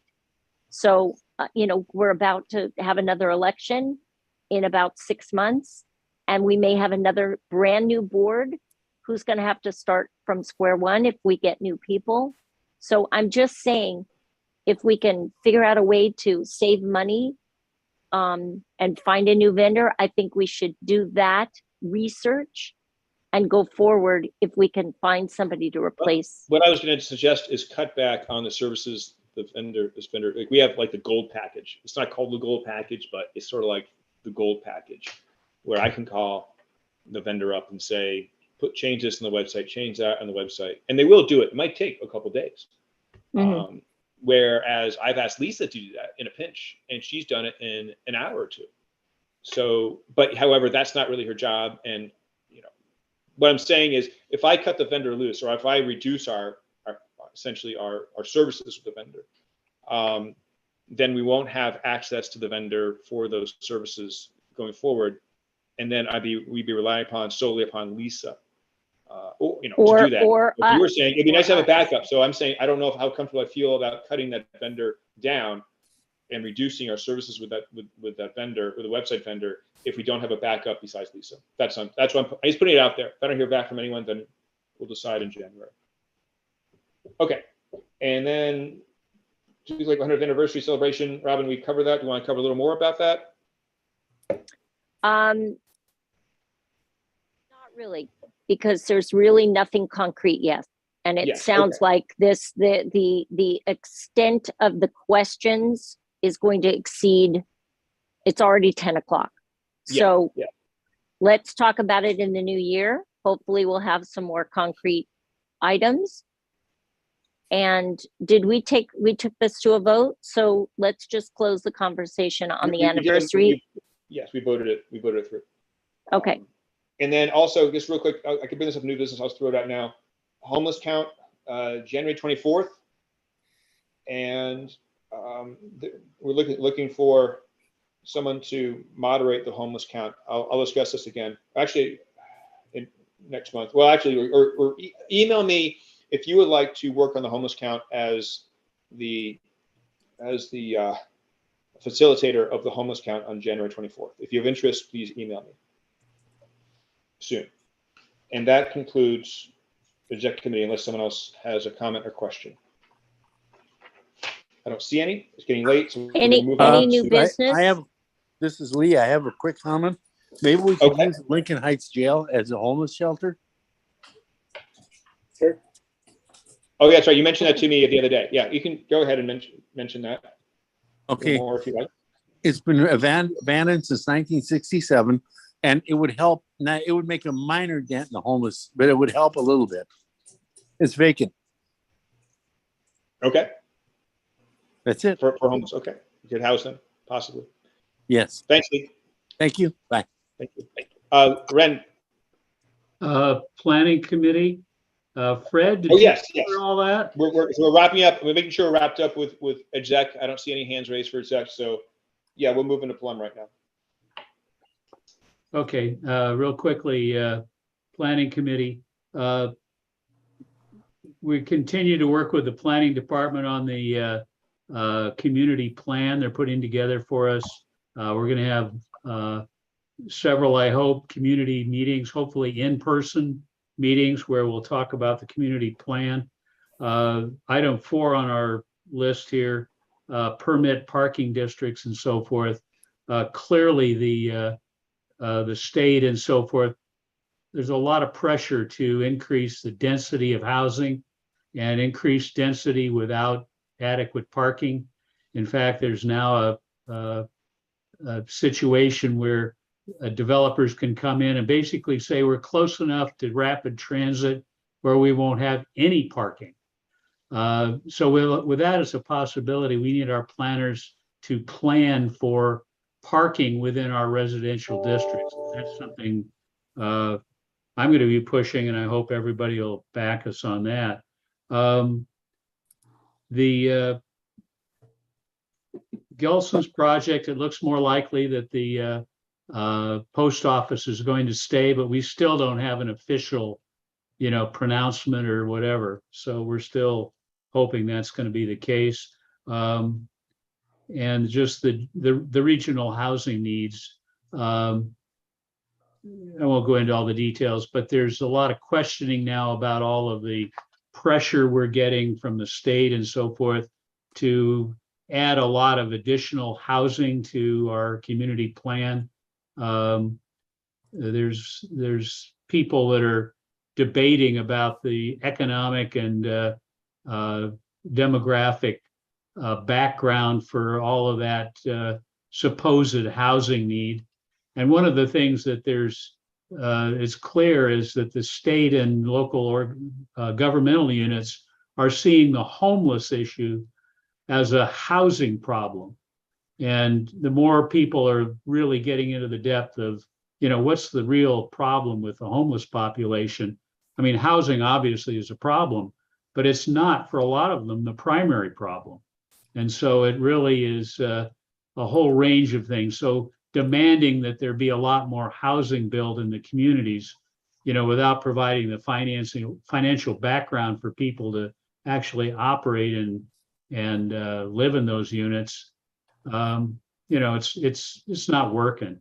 So a lot of this we have to go back to the beginning, I think, a lot of this. So our planning unit is going to be talking about that over the next couple of months, and how do we go back to our state representatives and our local representatives and tell them, you know, this pressure to build a lot of housing in our community is too much and not realistic. So any other comments, questions? No? Good. Looking for hands. I see, yes, Jonathan and Tess. Let me do Jonathan first. Ren, you had good news on the clock. Maybe you want to share that. I'm sorry? You had good news on the clock. Yeah. Oh, yes. Yeah, we're moving forward. We finally got the city to sign off on the clock.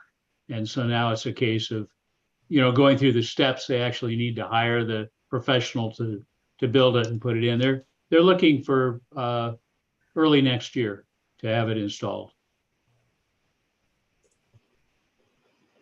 And Tess?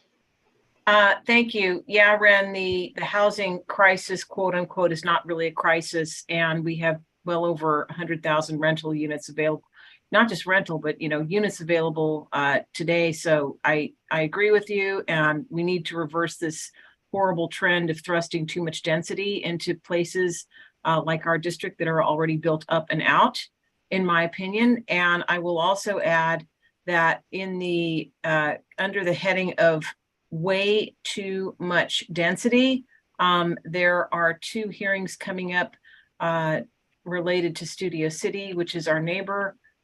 Tomorrow there's an important meeting at their general board meeting to stop the overreaching developer Midwood, which is putting a 520 unit building mixed use lot into the Sportsman's Lodge lot, which is going to be larger in size than the IKEA in Burbank.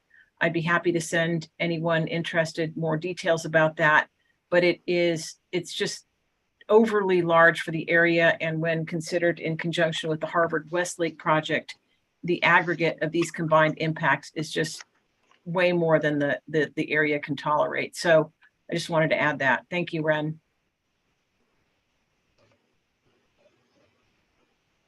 Okay, thank you. All right, Ren, I don't see any other hands raised.